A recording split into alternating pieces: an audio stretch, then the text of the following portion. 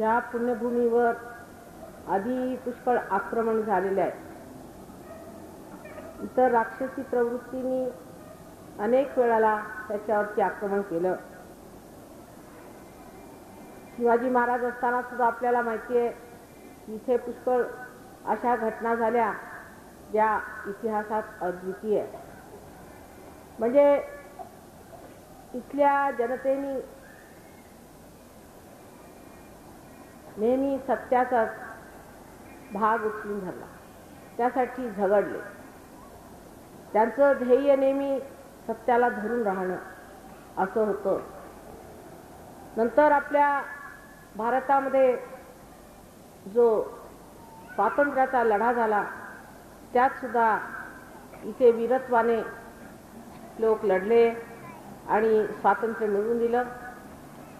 तसंच सामाजिक पातळीवर सुद्धा फार महत्त्वाची कामगिरी केलेली आहे. तेव्हा खरं म्हणजे महाराष्ट्राची मानसिक भूमी ही पुणे. जरी मुंबईला आपण म्हणतो की राजधानी आहे, पण आर्थिक राजधानी असली तरी जी मानसिक म्हटली पाहिजे किंवा धार्मिक म्हटली पाहिजे ती पुण्यभूमी ही पुण्याची आहे. त्या पुणेकरांवर एक मोठा भारी जबाबदारीचा भाग येतो आणि तो इतका मोठा जबाबदारीचा भाग आहे की त्याची कल्पना सुद्धा तुम्हाला नसावी. कधी कधी मला आश्चर्य वाटतं, पण देवकृपेने आता सहयोग इथे जमू लागलाय. हळूहळू त्याची पाळेमुळे जमू लागली आहेत हे बघून मला फार आनंद. पूर्वी मला फार आश्चर्य वाटायचं की सर्व तऱ्हेचे दुष्ट प्रवृत्तीचे राक्षस या पुण्यभूमीला कसे प्राप्त झाले आणि इथे येऊन त्यांनी कसे लोकांवर अत्याचार. पाशवी प्रवृत्तीचे लोक तसेच दुष्ट रानटी तऱ्हेचे बाबाजी वगैरे अशा तऱ्हेचे लोक इथे आले. त्यानंतर इतर ढोंगी आणि असे लोक इथे येऊन त्यांनी पुष्कळ आक्रमण केलं, पण तरीसुद्धा त्याची पुण्याई ते जिंकू शकले नाही आणि सगळ्यांना पराभूत व्हावं लागलं आणि त्यांना इथून कूच करावं लागलं. आज अशा परिस्थितीत आपण बसलेले आहोत. इथे मला दोन तऱ्हेची लोक दिसतात. त्यातले एक म्हणजे रूढीवादी लोक. अजून आपल्या रूढी आपल्यामध्ये इतक्या रुजलेल्या आहेत की आपण डोळे उघडून बघायला तयार नाही. त्या रूढीबद्दल एकही अक्षर बोललं म्हणजे लोकांना राग येतो. पण ह्या पुण्यातच अनेक रूढी आपण बदललेल्या आहेत हे लोक विसरले.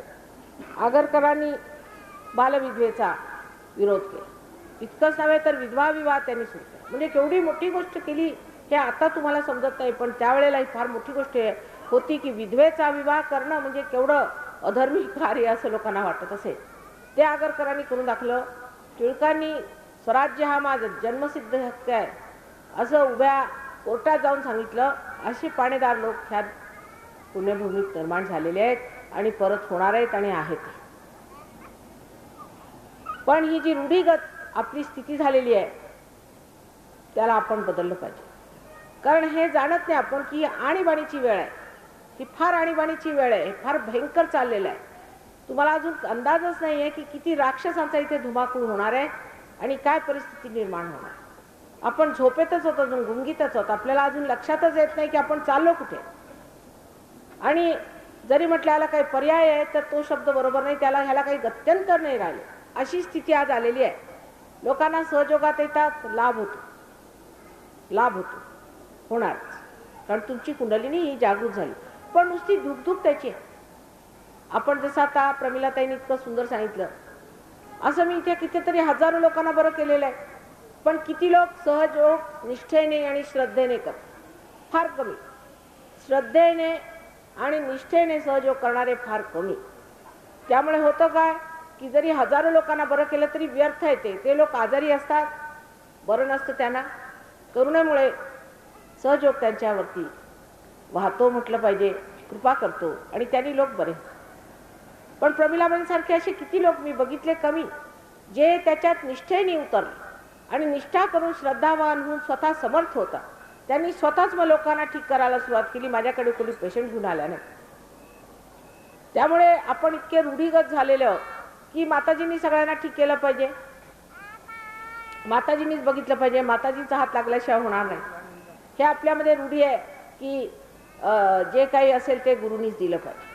इथे आता मी तुम्हाला गुरु करायच्या मागे तुम्ही सगळे गुरु झाले पाहिजेत. ही रूढी जी चालली होती पूर्वी की गुरु बसला एके ठिकाणी जाऊन मग झालं, बाकीचे सगळे जसेच्या तसे कोरडे पाषाण. सहयोग तसा नाही. सहयोग तुम्हाला गुरु बनवतो. तुम्ही बनलं पाहिजे. तुमच्यातच गुरुत्वाची शक्ती येते. तुमच्यामध्येच ही आजारपण ठीक करण्याची शक्ती, कुंडलिनी जागृत करण्याची शक्ती, ह्या सर्व महान शक्त्या ज्या कुणाला लभ्य नव्हत्या त्या आज मिळत आहेत. त्या घेऊन त्याच्यामध्ये मात केली पाहिजे आणि मनुष्याने अशा स्थितीला पोचलं पाहिजे जिथे स्वतःच तुम्ही समर्थ हो. तसं झालं नाही. समजा जर तुम्ही समर्थ झाला नाही तर मात्र पायदळी तुडवला जा. आता कोणी बचावणार नाही. ही अशी परिस्थिती भयंकर आहे ह्या वेळेला की ह्या अशा एका गुरुपरंपरेत फसल्यामुळे तुम्ही लोक जे एकाकडे सगळीकडे धावून जायचं आणि एकाने सगळं केलं पाहिजे असं जे म्हणत असता ते सोडलं पाहिजे. आता आम्हाला केलं पाहिजे. आम्ही सुद्धा त्या विराटाचे अंग प्रत्यंग आहोत. आम्ही सुद्धा त्याच्यातले एक आहोत. माताजींनी आम्हाला ते जागृत करून दिल्या. आमच्या कुंडलिनी जागृत झाली. अहो किती लोकांच्या कुंडलिन्या पूर्वी जागृत होत होत्या. आता गगनगड महाराज आहेत, त्यांनी मला सांगितलं मी एका माणसाची केली 25 वर्षात कुंडलिनी जागृत. मग काय झालं? तो वाया गेला. कारण त्याला संन्यासी म्हणून जागृत केली, संसारात आला, परत वाया गेला. पण इथे म्हटलं आमच्याकडे हजारो माणसं पार होतात. अर्थात त्यातले बरेच वाया सुद्धा जातात. नाही मी असं म्हणणार वाया नाही जात. पण तुम्ही वाया जायच्या मागे काला तुमच्यात हे असायला पाहिजे की आता आम्हाला माताजींनी जागृती दिली आहे, सहयोगाने एवढा आमच्यावर उपकार केला, आता आम्हाला समर्थ झालं. आणि जर तुम्ही समर्थ झाला नाही आणि दुबळेपणाने राहिला आणि उद्या कुणी तुमच्या रारेरावी केली किंवा आतताईपणा केला किंवा सर्वनाश जरी केला तरी त्याला परमेश्वर मग जबाबदार राहणार. ही गोष्ट समजून घेतली पाहिजे. हिटलर ज्या वेळेला आला तेव्हा सहयोग नव्हता.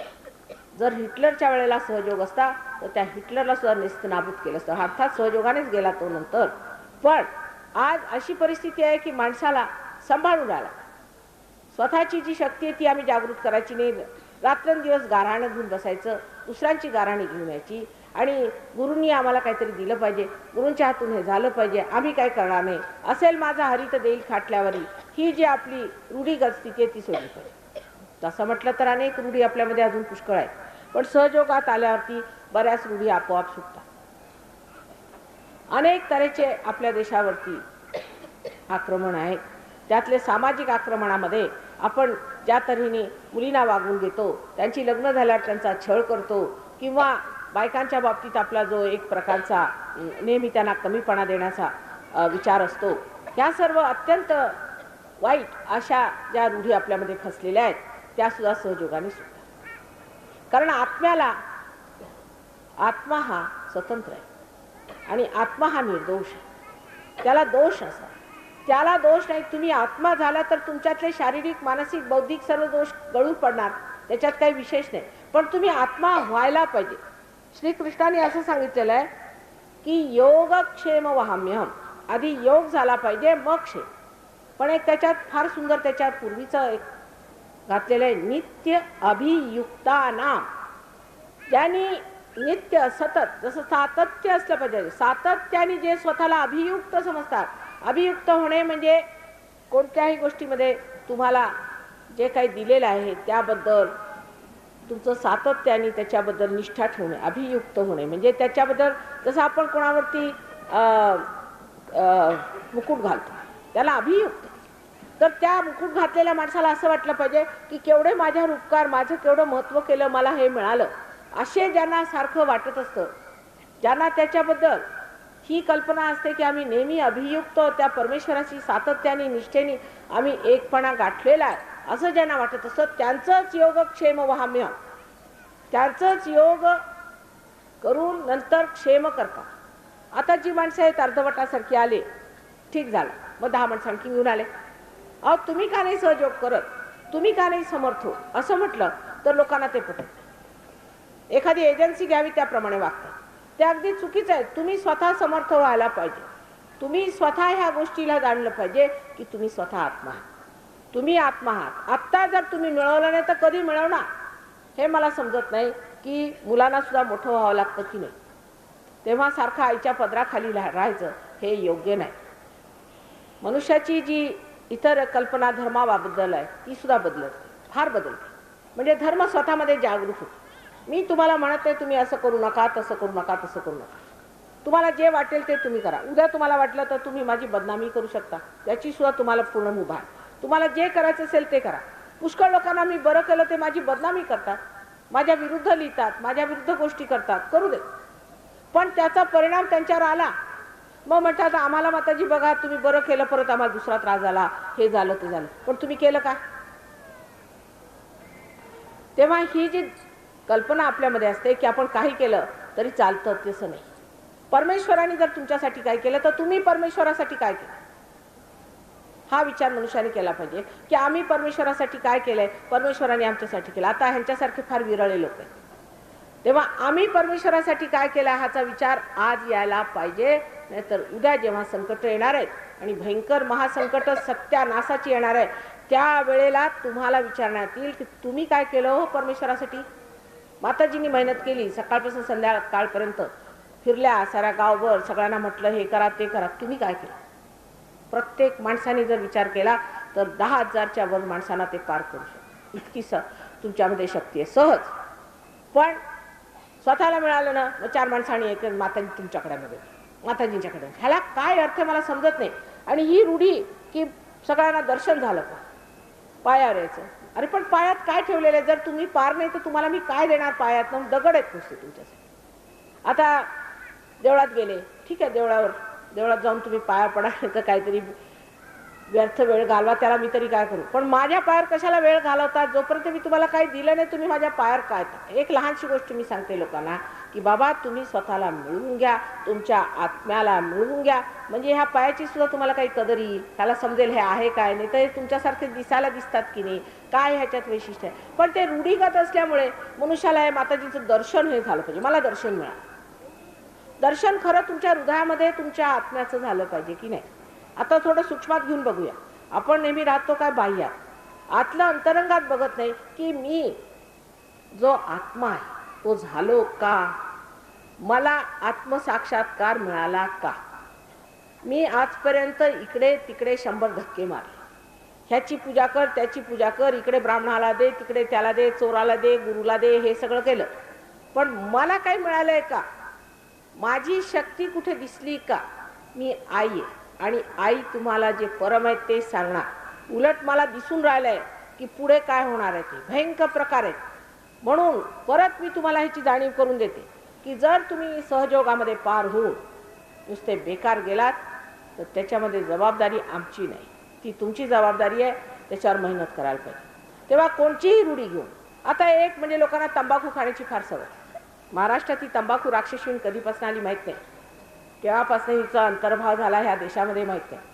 पण ह्या राक्षसीणीने सगळ्यांना जर्जर करून सोडले. अत्यंत वाईट वस्तू आहे ही, खाऊ नये. हे खाल्ल्यामुळे त्रास होतो असं म्हटलं तरी माताजी तंबाखूच्या विरोधात आहेत. म्हणजे काय ती तुमच्या नात्यात होते की काय? तुमचं काय त्यांचं देणं घेणं लागतं की काय?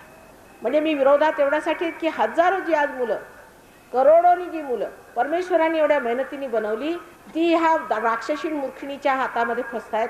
तर काय मी सांगू नये का तुम्हाला? तर त्याच्याबद्दल फार लोकांना नाराजी असते की माताजींनी असं काम होतं. मी काय तुमच्याकडे इलेक्शनला उभी नाही आहे, तुमच्याकडे मतं घ्यायला आले नाही. तेव्हा जे ठीक असेल तेच मी तुम्हाला म्हणणार आणि सांगणार मी तुमची आहे. ह्याने भयंकर कॅन्सरचे रोग होतात, अत्यंत वाईट दुष्ट असे रोग होतात आणि ह्याच्यापासून कोणालाही सुटका नाही.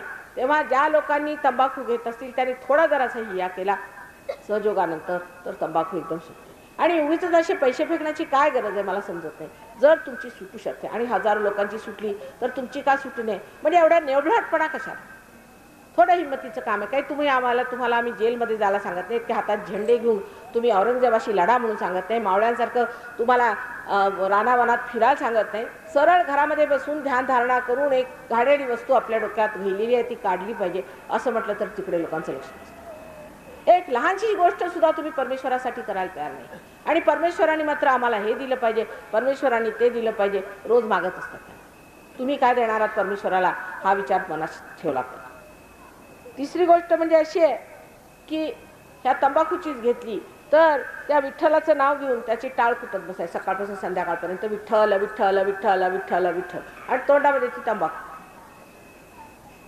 ही तंबाखू विठ्ठलाच्या अगदी विरोधात आहे, पूतनाच आहे म्हटलं तर चालेल.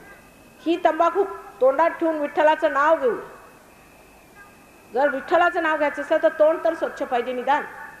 नुसती त्याच्याशी टाळ कुटत बसले तर त्यांनी काय फायदा होणार आहे. बरं, ते जरी करत असले तुम्ही, रूढीगत आहे आपल्याकडे विठ्ठल विठ्ठल करत बसायची पद्धत आहे. पण आता अशी वेळ आली की समजा विठ्ठल येऊन तुमच्या समोर उभा राहिला, तुम्ही ओळखणार कसे? प्रश्न विचार. तुम्ही ओळखू शकता का विठ्ठलाला? साक्षात येऊन तुमच्या समोर उभे राहिले, तुम्हाला कळणार आहे का विठ्ठल कोण आहे? कसं कळणार? कसं कळणार? कारण अजून अंधार आहे डोक्यात. दिसणार कसा तो? तुम्हाला ओळखायला कसा येणार? विठ्ठलाला ओळखायला सुद्धा तुम्हाला आधी आत्मसाक्षात्कार झाला पाहिजे आणि त्याच्यात रुजलं पाहिजे, नाहीतर हलकंच चालतं. मग दिसतच नाही. विठ्ठल जरी उभा असला तरी ओळखायला येणार नाही, ते सुद्धा डोक्यामध्ये धुमश्चक्री चालू असेल. एवढंही मान्य करतात लोक की आहे बा काहीतरी आहे, पण ते खरोखर काय आहे त्याला लोक आत्मसात करत नाहीत आणि मानत नाहीत. त्याला कारण असं की अहंकार. मनुष्याला अहंकार फार आहे. कुणाला मानायचं म्हणजे अहंकार. तो अहंकार कसा जिंकायचा? मग त्यांनी काही त्रास झाला तरी चालेल, पण तो अहंकार असला पाहिजे.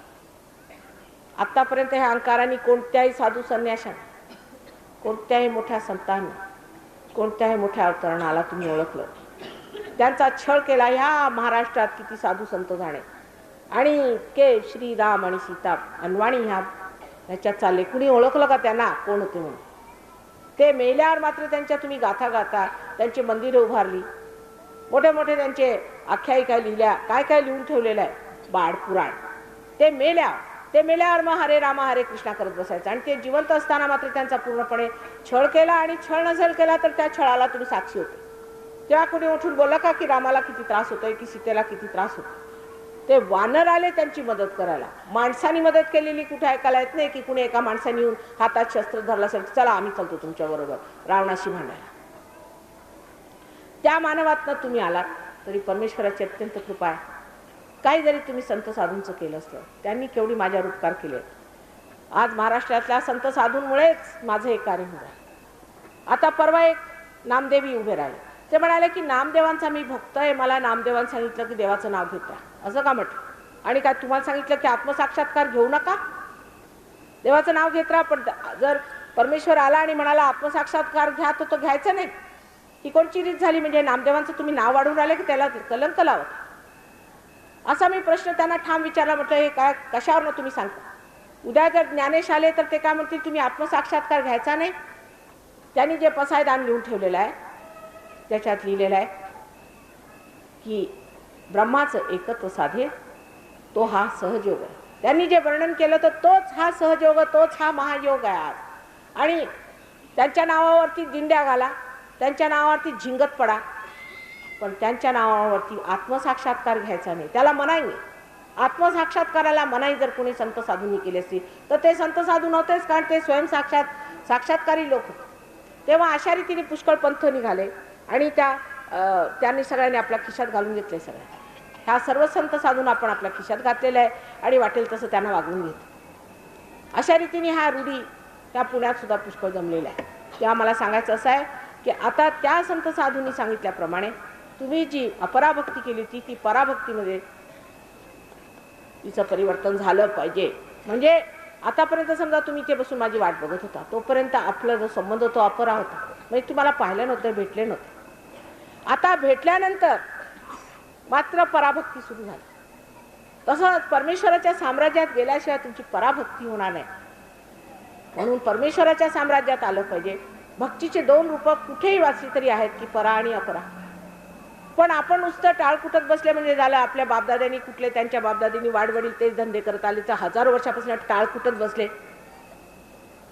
त्यांनी कुणाला काही मिळालं दिसत नाही, कोणाच्या आयुष्यात परिवर्तन झालेलं दिसत नाही, अशाने कुणामध्ये आत्मा जागृत झालेला दिसत नाहीये किंवा त्यांच्यात कोणताच प्रकाश आलेला दिसत नाही. वेड्यासारखे आपले टाळ कुटत बसतात. आणि हे टाळ कुटून जर त्यांना मिळालं नाही तर तुम्हाला मिळणार नाही. तुम्ही तेच होता. पूर्वी काळी तुम्हीच होते. तुम्ही खूप टाळ कुटले. परवा एक बाई मला म्हणाल्या, माताजी मला असं स्वप्न येतं की मी ह्या क्षेत्रस्थळी गेले होते, त्या क्षेत्रस्थळी गेले होते, परत त्या क्षेत्रात गेलं की मला दिसतं की मी ह्या क्षेत्रस्थळी गेले होते म्हणून. तिथे गेलं की बरोबर साक्षात होतो. म्हटलं अहो तुम्ही पुष्कळ जन्म हेच करत राहिले, आता आतलं क्षेत्र बघा, ते मिळवा. क्षेत्र बाहेरचं सुटलं, आता आतलं बघा. सूक्ष्मात उतरायला नको का? पण सूक्ष्मात उतरायला हवं म्हणजे काय त्याच्यात विशेष करायला नको. सहज इतके आम्ही मेहनत करून हा असा तयार केलेला आहे की आता अगदी प्रत्येकाला सहज लाभ होतो. पण सहज लाभ झाल्यावर सुद्धा समजा आम्ही स्वयंपाक केला आणि तुम्हाला वाढलं, तोंडातही घातलं आणि कोंबलं सुद्धा, तरी ते पचवावं तुम्हाला लागेल कमाल. ते पचवण्याचं तेवढंसं कार्य जे अगदी सहज आहे परत तुमच्या, ते सुद्धा लोक करत नाहीत, त्याच्यात उतरत नाहीत. आणि उद्या मग त्यांना त्रास झाले म्हणजे माताजी आम्हाला हे झालं, माताजी आम्हाला ते झालं. वेळ नाही, ध्यानाला वेळ नाही. सर्व धंदे करायला वेळ आहे पण वेळ ध्यानाला नसते. इथपर्यंत आहे की समजा आता इथे प्रोग्राम झाला माझा, उद्या जर दुसऱ्या पेठेत झाला तर माताजी तितक्याला आम्ही यायचं कसं? पण जर उद्या सिनेमा असला त्याच्यासाठी जायला तयार. ही आपली जी उथळ प्रवृत्ती, सखोलपणा माणसात जर नसला तर अशा एऱ्या गबाळ्यांचे काम नव्हे. एऱ्या गबाळ्यांचे काम नव्हे. आणि या एऱ्या गबाळ्यांचं असं भलं होणार आहे पुढे, इथे तुम्ही बघत राहा. म्हणून अशा लोकांनी सहयोग करू नये. असे जे अर्धवट लोक आहेत त्यांच्यापासून सहयोग नाही आहे आणि त्यांच्यासाठी परमेश्वर नाही. जी मंडळी खरोखर समर्थ होऊ इच्छितात आणि मेहनत करतील आणि एक विशेष तऱ्हेचं राष्ट्र आपण निर्माण करणार आहोत, विशेष तऱ्हेची एक जाती तयार होणार आहे जी सहयोगांची आहे, ती जर स्थिती तुमच्यात आली नाही तर सहयोगाला काही अर्थ नाही आणि तुम्हाला तर मुळीच अर्थ लागणार नाही. आता आमच्याबरोबर 14 देशातनं लोक आलेले, त्यांची मेहनत बघा. सकाळी 4 वाजता आंघोळ करून ते लोक ध्यानाला बसतात. काही असतं तिथे कडाक्याची थंडी असते पण सकाळी आंघोळ करून ध्यानाला बसतात. इतक्या लांबून इथे तुमच्या महाराष्ट्रात फिरायला आले.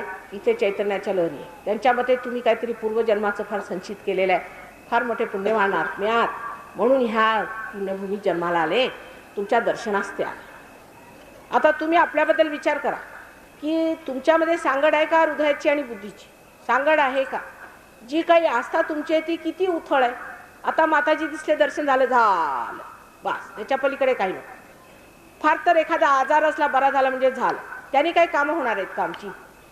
जर तुमच्या देशामध्ये हे काम नाही झालं तर आम्ही दुसऱ्या देशात जाऊन काम करू, हे मी स्पष्ट सांगून ठेवते. तेव्हा सहयोग हा बसवलाच पाहिजे, त्याच्यात मेहनत केली पाहिजे. बाजार गुंग्यांचं हे काम नाही आहे, हे समजलं पाहिजे. आणि हे जर बाजार गुंगे सहयोगाला लाभले तर असं समजलं पाहिजे की तुम्ही परमेश्वरालाच मना केलेलं आहे. म्हणून एक तऱ्हेची आपल्यामध्ये शिस्त यायला पाहिजे, स्वतःला थोडी शिस्त घालायला पाहिजे की आज ही गंगा आपल्याजवळ वाहत येते आणि ही गंगा जेव्हा आपल्याजवळ वाहत येते तेव्हा तिचा काय आपण उपयोग करून घेतो.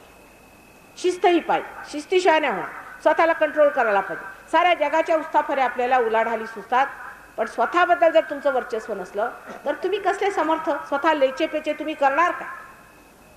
हा काय मराठ्यांचा पाणीदारपणा नव्हे किंवा ह्या पुण्यातल्या पेशव्यांचा गुण नव्हे. हे कुठले तरी बाजार गुंगे इथे जन्माला आले असं मला पुष्कळदा वाटायला. तेव्हा कृपा करून सगळ्यांनी आपल्यामध्ये जाणलं पाहिजे की आपण आत्मा आहोत आणि आईसारखी जी आपल्याला मिळालेली आहे आज, ही अत्यंत समर्थ आणखी मेहनत करणारी बाई आहे. आणि आमची जी अशी आई आहे तिच्यासमोर आम्ही लेचेपिचे काम करून चालणार नाही. आमच्यात शिस्त असायला पाहिजे. आम्ही सहयोग पूर्णपणे वटवून घेणार आणि पुढे वाढवणार. 10 लोकांना सहयोगाचं सांगितलं पाहिजे. अजून हळदी कुंकवाला ह्यांना त्यांना बोलवायचं, त्यापेक्षा सहयोगांना बोलवा. हळदी कुंकवाला बोलवलं तर त्यांना काय सहयोग सांगता येते? अहो सहयोगाबद्दल बोलत सुद्धा नाही. उलट तुम्हाला बरं नाही ना, आता माताजी येणार आहे, मी घेऊन जातो, तुम्हाला ठीक करून देतो. सहयोग काय ते तरी समजावून सांगितलं का तुम्ही? एकदा समजावून सांगा. लोकांना म्हणा हे बघा हे सगळ्यात मोठं सत्कर्म आहे आणि ते तुमच्या हातात न होतं. केवढं मोठं पुण्य लाभ आहे तो बघा. केवढा पुण्य लाभ आहे तुम्हाला की हे परमेश्वरांनी तुम्हाला दिलं. कशाला गुरु पाहिजेत? तुम्ही स्वतःच गुरु आहात. तुम्हीच ते गुरुत्व घ्या आणि ही मेहनत करा. आणि जर ही मेहनत केली तर तुमच्या डोक्यावर पुष्पांचा वर्षाव, देवाचा मुकुट शोभेल आणि तुम्हाला लोक संत साधू म्हणून तुमची पूजा करतील. आणि ह्या अशा वरवरच्या गोष्टींनी राहिला तर त्यांनी काही फायदा होणार नाही. पुष्कळ लोकांना असं वाटतं की माताजी जे लोक वाईट रीतीने वागतात, पैसे खातात, लोकांना मारतात, दुष्टपणा करतात, त्यांचंच जगामध्ये फार प्रबळ राज्य आहे. हे चुकीचं आहे. अशा लोकांचे कोणी पुतळे उभारत नाही आणि त्यांना हार घालत नाही. तुम्ही ऐकले का कुठे दारुड्यांचे कोणी पुतळे उतारले? जे लोक डबल कामं करतात त्यांचे कोणी पुतळे उभारतील? जरी उभारले तरी सुद्धा उद्या ते मेल्यावर ते पुतळे जमिनीत गाडतील आणि त्यांच्यावर थुंकतील, त्यांचं नाव सुद्धा घेणार. तेव्हा त्याच्यातले तुम्ही लोक होऊ नका. उद्या इतिहासात लिहिलं जाईल की इतक्या लोकांना सहयोग मिळाला, इतकं त्यांच्यासाठी केलं, तरी सुद्धा सगळे वाया गेले, काही कामाचे नव्हते. म्हणून आज मी तुम्हाला कृपा करून हे सांगतो की ही खरोखर अतिकृपा परमेश्वराची की तुम्हाला आज मी इतक्या स्पष्ट शब्दात सांगून राहिले की शिस्त ही सहयोगात पाहिजे आणि ध्यानधारणेशिवाय सहयोग येत नाही. ध्यानधारणा ही केलीच पाहिजे, त्याच्याशिवाय सहयोग येणार नाही, त्याचे लाभ तुम्हाला होणार. आणि माताजी आल्या म्हणजे असं हे काय केलं नाही पाहिजे. माताजी आल्यावर काय, माताजी आहेतच, प्रत्येक वेळेला आहेत आणि तुमच्या हृदयात सुद्धा त्या आहेत. तेव्हा ह्या ज्या काही आपल्याला गोष्टी आहेत त्या आपल्या डोक्यामध्ये बसलेल्या त्या काढून टाकल्या पाहिजेत आणि परमेश्वराकडे आपली दृष्टी लावली पाहिजे. आता दुसरी बाजू अशी आहे की असे पुष्कळ शिष्ट असतील बुद्धिवादी लोक जे स्वतःला फार अतिशहाणे समजतात. मराठी भाषेत फार सुंदर म्हणी आहेत, त्यापैकी दीड शहाणे अतिशहाणे असे पुष्कळ पुण्यात आहेत. पुणे म्हणजे गजबजलेलं अशा लोकांनी, आणि ते स्वतःला फार शिष्ट समजून परमेश्वर नाही हे सिद्ध करत आहे, म्हणजे ते स्वतः परमेश्वर दिसतात मला. तेव्हा अशा लोकांच्या कह्यात येऊ नये. वादविवादाने सहज वाढत नाही. रामदास स्वामींनी सांगितलंय, मिटे वाद संवाद ऐसा करा. ज्यांनी वाद मिटेल असा संवाद करा. नुसता बोलून बोलून बोलाचाच भात बोलाचीच कढी आपापसामध्ये बोलणं बोलणं बोलणं त्यांनी काय होणार आहे का? सहयोगामध्ये मनुष्य किती गहन उतरला ते पाहिलं पाहिजे. एक साधा गाडीवान सुद्धा मी बघते सहयोगामध्ये एवढा गहन आहे आणि फार आपल्याला विद्वान समजणारा हुशार समजणारा सुद्धा ते महामूर्ख आहे. कबीराने म्हटलंच आहे, पडी पडी पंडित मूर्ख भय. ते अशाच मूर्खांना बघून सांगितलेलं आहे की शिकून शिकून एवढं डोकं खराब झालं. आता सहयोगावरही वादविवाद चर्चा. अहो काय वादविवाद करता तुम्ही? काय वादविवाद करून तुमची कुंडलिनी जागृत केली का मी? त्याच्यावर वादविवाद करायचा, उहापोह करायचा, भाषणं द्यायची, बोलायचं, त्यांनी काय अर्थ नाही. अशी भाषणं द्या ज्यांनी कुंडलिनी जागृत. प्रत्येक शब्द हा मंत्र असावा. जे बोलाल ते कार्य म्हणजे परमेश्वराचं कार्य झालं. प्रत्येक हाताला हालचालीला प्रत्येक गोष्टीमध्ये परमेश्वराचं चैतन्य व्हायला पाहिजे, तर त्याला काहीतरी महत्त्व असतं. नाहीतर आपलं बोलायचं म्हणून बोलायचं त्याला काही अर्थ आहे? असे मी पुष्कळ आता लोक बघत आहे सहयोगामध्ये आणि मला फार आश्चर्य. आणि हे लक्षात येत नाही की आज आपला सर्व समाज, आपली सर्व सृष्टीच म्हटली पाहिजे तर ती नरकाकडे धावत चालली. नरकाकडे धावत चालली. नरक सगळीकडे. नरकाच्या भावना आहेत. स्वतःचा स्वार्थ, स्वार्थापलीकडे लोकांना काय सुचत. स्वार्थापायी वाटेल तरी झालं तरी चालेल असे स्वार्थी महास्वार्थी राक्षस जगात जन्माला आलेले आहेत. तेव्हा अशा वेळेला कमीत कमी परमेश्वराचं राज्य संपन्न केल्याशिवाय कसं होणार आहे? तुम्ही जर स्वार्थी झाला तर परमेश्वराचं राज्य कोण संपन्न करणार? उद्या तुमच्या मुलांचे हाल अपेष्टा झाले तर ते तुमच्यावरच येणार. तेव्हा त्यांच्या विचाराने तरी मनुष्याने असा विचार केला पाहिजे की आज जर आमची जागृती झाली तर वचन दिलं पाहिजे, माताजी आम्ही उद्या वृक्ष होऊ. आज अंकुर फुटले, उद्या आमचे वृक्ष झाले पाहिजे आणि एकाहून एक सुंदर वृक्ष झाले पाहिजे. त्याच्यात हेच नाही माताजी माझ्याकडे या, माझ्या मुलाला बघा, माझ्या भावाला बघा, हे करण्यात काय अर्थ नाही. माझा माझा माझा करण्याने आपला देश तर तसा सत्यानाश झालेला आहे. माझ्या मुलाचं भलं झालं पाहिजे, माझा मुलगा अमका झाला पाहिजे, त्याचं हे झालं पाहिजे, माझ्या मुलीचं असं झालं पाहिजे. अहो हे कोण तुमच्या साथीला उभे राहणार आहे? जेव्हा शेवटली वेळ येईल त्यावेळेला तुमचं पुण्य मोजलं जाणार आहे. आणि आज तुमच्या पुण्याच्या दमावरच तुम्ही ह्या पुण्यभूमीत जन्माला आलात. त्या पुण्याच्या दमावरच तुम्ही सहयोगात आलात. त्या पुण्याच्या दमावरच आज तुम्ही पार झाला. तेव्हा त्या पुण्याला आता वाया दौडायचं नाही. फक्त थोडीशी मेहनत पाहिजे आणि ती जर केली तर सहयोगामध्ये तुम्ही इतके उंच उठू शकता, इतकं कार्य करू शकता आणि इतकं काही लोकांना देऊ शकता की जसे वटवृक्ष उभे झाले एवढ्या एका वर्षामध्ये एक लहान बियांचे जसं काही वटवृक्ष उभे झाले आणि सगळ्यांच्या तुमच्या छायेमध्ये छत्रछायेमध्ये लोकांना आनंदाच्या नुसत्या सागरात ते फिरत असतात. अशी मंडळी आहे, पण फारच बोटावर मोडणारी मंडळी आहे आणि त्यांची मेहनत, त्यांचा त्याग बघितलं म्हणजे मला असं वाटतं की कधी ना कधी इतर लोकसुद्धा तसे होतील. पण तुम्ही प्रत्येक मनुष्य होऊ शकतो. प्रत्येक मनुष्याला ही घटना होऊ शकते. प्रत्येकामध्ये ही जागृती होऊ शकते. उगीच दुसऱ्यांच्यावरती नेहमी ढकलून कामं करायची, ढकलून दुसऱ्यांनी तुमच्यासाठी प्रार्थना केलेली चालेल का तुम्हाला? दुसऱ्यांनी जेवलेलं तुमच्यासाठी चालेल का? नाही तर असं म्हणायचं तुम्ही जेव्हा आम्ही बसतो, असं करता का तुम्ही? मग माताजी मला होत नाही वेळ सकाळी, मला बरं नका जेवू. जेवण एक वेळा सोडता येईल का तुम्हाला? ध्यान हे परमेश्वराच्या साम्राज्यात रमण करण्याचं एक साधन आहे. एकदा त्याच्यात तुमचं रमण सुरू झालं म्हणजे मग त्रास होतो. सुरुवातीचा जरा त्रास, सुरुवातीला जवळजवळ 1-2 महिने थोडा त्रास होतो. मग एकदा मनुष्य रमू लागला म्हणजे मग त्याला दुसरं काहीच आवडत नाही, मग त्याच्यातच तो रमतो. पण ते 2 महिने मेहनतीने सातत्याने त्याच्यात लागलं पाहिजे, निष्ठेने करायला पाहिजे. त्याच्यात जर तुम्ही रमले तर एकदम तुम्हाला आश्चर्य वाटेल की मग दुसरं नको रे बाबा. कोणी बिघडले तर बिघडू देत, कोणी रागवले तर रागू देत, समाज संसार सुटला तर सुटला, पण हे अमृत जे मिळाले ते आम्ही सोडणार नाही.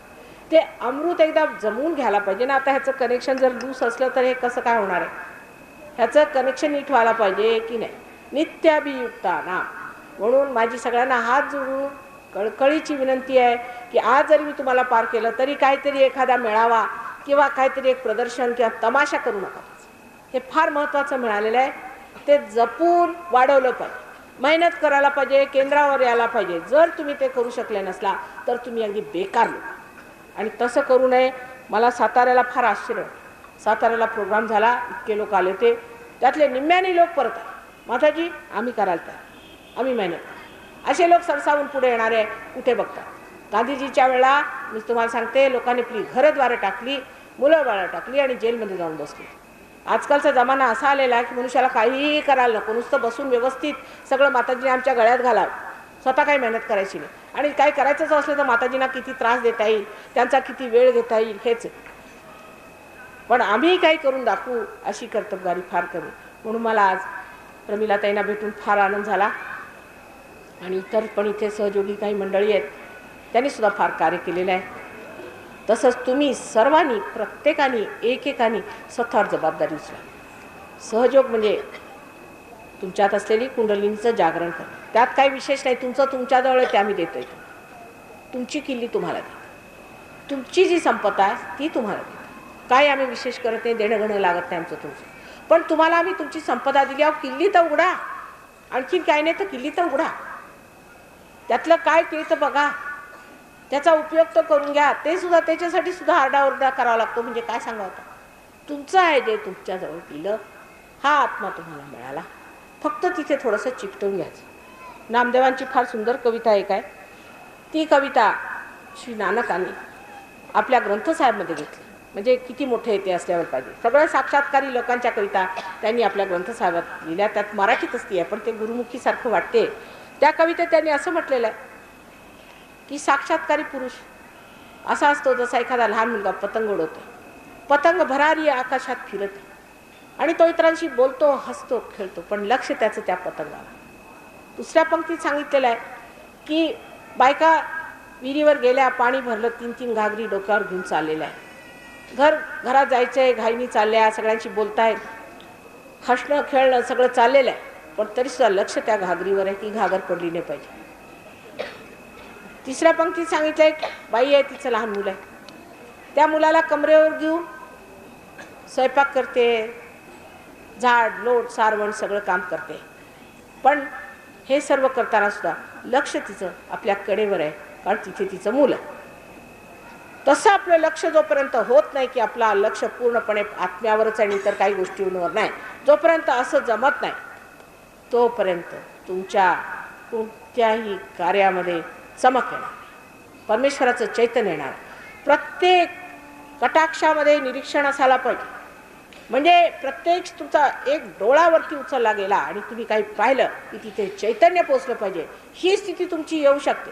पण तसं तुम्ही स्वतःबद्दल विचार कुठे करता, त्याची जबाबदारी तुम्ही घेत नाही. जर झालं तर सगळं करायला आम्ही समर्थ आहोत, ते सगळं करायला आम्ही समर्थ आहोत आणि ते होऊ शकतं आणि तुम्ही सुद्धा समर्थ आहात. तेव्हा आपल्या आईकडे बघावं, तिच्या मेहनतीकडे बघावं आणि थोडीशी मेहनत तुम्ही घ्यावी. तुम्हाला आता 2 दिवस पुण्याला आले तर तुमची झाली काय, थोडं बहुत आले बरं, संध्याकाळला फार उपकार झाले तुमचे, असं आहे. पण मी मात्र प्रत्येक दिवस मेहनत करते, प्रत्येक दिवस. आणि आता हे वय माझं झालेलं आहे तरीसुद्धा ही एवढ्यासाठी करते की एकदा तरी या लोकांना जागृती होईल, यांना वाटेल, काहीतरी वाटलं पाहिजे आतून, आणि ते आल्याशिवाय होणार. तेव्हा जागृत व्हायला पाहिजे, माणसाने जागृत व्हायला पाहिजे आणि विचार केला पाहिजे आज आपण उभे कुठे, ह्या आणीबाणीच्या काळीमध्ये आपण करतोय का, आणि आपली जबाबदारी काय. आता मी सर्वसाधारण मनुष्य आहे, माताजी माझं काय. अहो सर्वसाधारण माणसंच करणार आहे, ती मोठी माणसं करणार नाही, ते लहान माणसंही करणार आहे. सर्वसाधारण जे मध्यात आहे तीच मंडळी कार्य करती. एकदा ते कार्य सुरू झालं म्हणजे मग दोन्हीकडची माणसं ह्याच्यात येतात. तेव्हा जी लोक सर्वसामान्य आहेत त्यांच्यासाठी सहयोग आहे, जे घरगृहस्थीत बसले त्यांच्यासाठी सहयोग आहे, जे संतुलनात आहेत त्यांच्यासाठी सहयोग आहे, आणि तुमच्यासाठी पूर्णपणे आम्ही असल्यावरती तुम्ही थोडीशी मेहनत नको का करायला. तेव्हा आपल्याला मी इतकं म्हटलं जे काही ते लक्षात घ्या. आईला कळकळ वाटते, तिने जर काय म्हटलं तर त्याचं वाईट नाही वाटून घेतलं पाहिजे. तिला कळकळ वाटते, एकंदर परिस्थिती बघते मी हळूहळू इतकी बिघडत चालली आहे की तुम्हाला जर वेळीच जागा नाही केलं तर त्याचा फार त्रास होईल. तेव्हा इतक्या कळकळीने मी तुम्हाला सांगितलेलं आहे की आपल्यामध्ये शिस्त नाही म्हणजे काय, आम्ही कुठले राहणारे, अहो या महाराष्ट्रातले राहणारे आम्ही लोक आहेत, असे लेचेपेचे लोक नाहीत. असं स्वतःमध्ये विचार करून एवढी धार्मिकता आमच्यामध्ये आहे का धर्माचा आम्हाला वारसा मिळालेला आहे. संत साधूंनी आमच्यासाठी मेहनत केली आहे आणि आम्ही काय सगळं वाया जाऊ देणार, असा एक मनामध्ये विचार करून जर तुम्ही स्वतःला जागृत करून घेतलं तर ह्या सहयोगाला फळं लागायला काय वेळ लागतो. असो सहयोग काय आहे, सहयोग कसा मिळवायचा वगैरे वगैरे ह्याच्यावर आपण अनेक ऐकलं असेल. पण एक साध्यात सांगायचं म्हणजे आपल्यामध्येच कुंडलिनी आहे. ही कुंडलिनी म्हणजे शुद्ध इच्छा. ही शुद्ध इच्छा जागृत करून घ्यायची. इच्छा पुष्कळ असतात माणसाला. त्याला वाटतं कधी की आमचं घर ठीक झालं पाहिजे, घर बांधलं गेलं, आता मोटर पाहिजे, मग पाहिजे ते, मग ते, असं चालू असतं. पण हे सगळं असूसुद्धा माणसाला सुख मिळतं. कारण ज्या देशांमध्ये सगळ्यात जास्त श्रीमंती आहे, नॉर्वे, स्वीडन किंवा आपण म्हणाल तर स्वित्झर्लंड, ह्या 3 देशांमध्ये सगळ्यात जास्त समृद्धी आहे आणि सगळं स्वच्छता आहे, सगळं काही व्यवस्थित आहे, अत्यंत ऐशोआराम आहे, लोकांजवळ पैसा आहे. सगळं असूनसुद्धा तिथे जर तुम्हाला आश्चर्य वाटेल की तिथले जे तरुण लोक आहेत ते एकाच गोष्टीचा विचार करत असतात की आत्महत्या कशी करायची. त्यांना आत्महत्येचे डोहाळे लागले. म्हणजे त्याचा अर्थ स्पष्ट असा आहे की पैसे मिळूनसुद्धा मनुष्य सुखी होत, पैसे मिळूनसुद्धा माणसाला सुख होत. तेव्हा पैशाच्या मागे धावण्यात काही अर्थ. सत्तेच्या मागे लोक लागले म्हणजे कसे वाया जातात ते तुम्हाला माहिती आहे. जर तुम्हाला आपली वाट लावून घ्यायची असेल तर सत्तेच्या मागे धावायचं. सत्तेच्या मागे जे लोक धावले त्यांना काही अक्कल शून्यता येते आणि ते वाहतच जाते. तेव्हा त्याच्यातही सुख. कोणाला वाटतं की माझा मुलगा, माझी मुलगी, असं करून सुख असेल. जेव्हा ते मुलगी मोठे झाले आणि त्यांची वासलात लावली तेव्हा मग त्यांना कळतं की बापरे बाप, ह्यांच्यासाठी आम्ही एवढं केलं, काय मिळालं आम्हाला. भाऊ, हा माझा भाऊ, ही माझी बहीण, त्यांच्यासाठी काय करून ते किती वाया गेले ते समजलं. त्याच्यानंतर माणसाला कधी कधी असं वाटतं की आम्ही काहीतरी मोठं सामाजिक कार्य करून दाखवायचं, म्हणजे गरिबांना आम्ही पैसे देऊ, हे देऊ, ते देऊ. त्याच्यातही सहयोगामध्ये फार तफावत.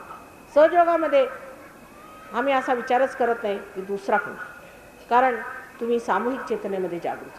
तुमच्यात सामूहिक चेतना एकदा जर आली तर तुम्हाला असं म्हणावं लागत नाही की ह्या माणसावर मी उपकार करते किंवा काही. म्हणजे जरा समजा ह्या बोटात दुखलं तर मी ह्याला जर जरासं हात लावला किंवा चोळून घेतलं तर मी कुणावर उपकार केले, माझ्यावरच उपकार केले. कारण माझंच बोट दुखत आहे, माझंच बोट दुखून राहिलं आहे, ते मी ठीक केलं, त्याच्यात मी कुणावर उपकार केले. म्हणजे दुसरा कोण. म्हणजे कुणावरही उपकार, सामाजिक कार्य वगैरे हे सगळं बाह्यातलं काम आहे. पण सूक्ष्मातलं काम जे आहे ते एकदा मिळवून घे. हे जे बाह्यातलं ज्ञान आहे हे सुद्धा एखाद्या झाडाचं ज्ञान असावं तसं आहे. एखाद्या झाडाला कीड लागली तर आपण त्याच्या पानांना जर ट्रीटमेंट दिली तर ते पानं काही ठीक होऊन ते झाड ठीक होणार नाही, त्याच्यातली कीड जाणार नाही. आपल्याला त्याच्या मुळात उतरायला पाहिजे आणि त्या मुळात उतरण्यासाठी आपल्याला सूक्ष्म व्हायला पाहिजे. आणि ते सूक्ष्म होण्याची व्यवस्था परमेश्वराने आपल्या आतमध्ये करून ठेवलेली आहे. ती सहजच आपल्यामध्ये ती व्यवस्था होऊ शकते. तिचा आपण उपयोग केला पाहिजे, त्याच्यात आपण वाढ करून घेतली पाहिजे. आणि सूक्ष्म झाल्यावरच तुम्ही ह्या सर्व झाडांची व्यवस्था करू शकता. तेव्हा आधी सूक्ष्म होऊन घ्या आणि ते अत्यंत सोपं आहे, त्याला काही करावं लागत नाही. सहयोगामध्ये कोणत्याही गोष्टीला आम्ही सांगत नाही असं नका करू, नाही तर असं म्हटलं तर अर्धे लोक कुठून जायचे. त्यांना सवय पॉलिटिकल पुढाऱ्यांची झालेली, जे म्हणतात तुम्ही म्हणजे अगदी राजे, वा वा वा वा, काय विचारू नका. म्हणून त्याच्यामुळे माताजींचं बोलणं कधी कधी नाही आवडत. पण मी काहीही करू नका असं म्हणत नाही. आधी तुम्ही जागृत होऊन घ्या. तुमच्यामध्ये उद्या धर्म जागृत झाला म्हणजे तुम्ही आपोआप सोडून घ्या, पण आधी जागृत व्हा. आणि फक्त मनाचा हिया पाहिजे की माताजींनी म्हटलं तसं मी आत्मास्वरूप आहे. त्याच्यामध्ये वादविवाद, दुसऱ्यांचा दोष काढणं काही नाही. फक्त आपण बसून आपल्याला बघणं आहे. स्वस्वरूपी उतरावे हे आईचं म्हणणं आहे, जे साधू संतांनी सगळ्यांनी प्रेमाने सांगितलं, रागावून सांगितलं आणि हर तऱ्हेने सांगितलं, ते आज कृत होत आहे.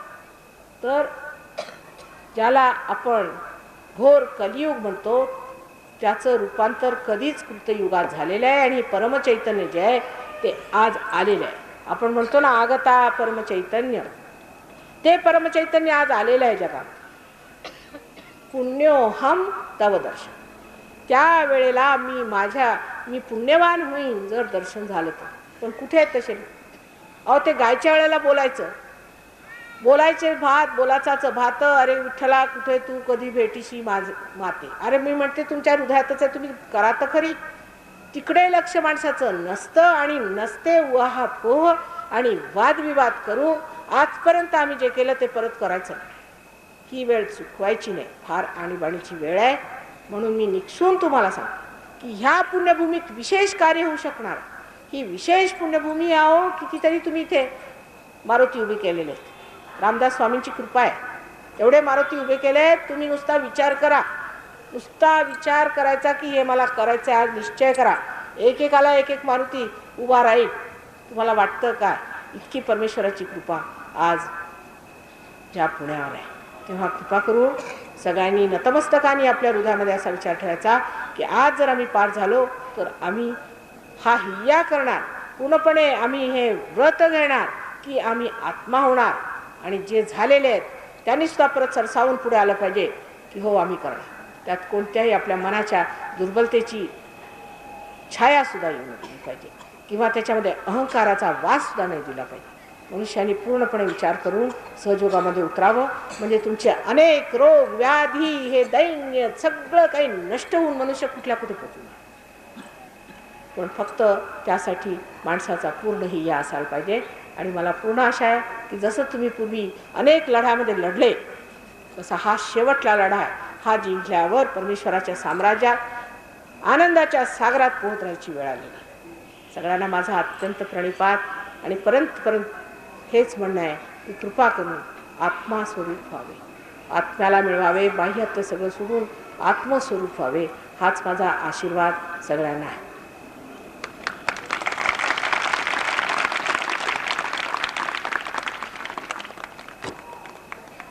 आता काही प्रश्न असले तर विचारा. थोडा वेळ. पण त्याच्यानंतर आपण ध्यानाचा प्रोग्राम करू. आणि फालतू प्रश्न विचारू नका बेकारचे. जागृती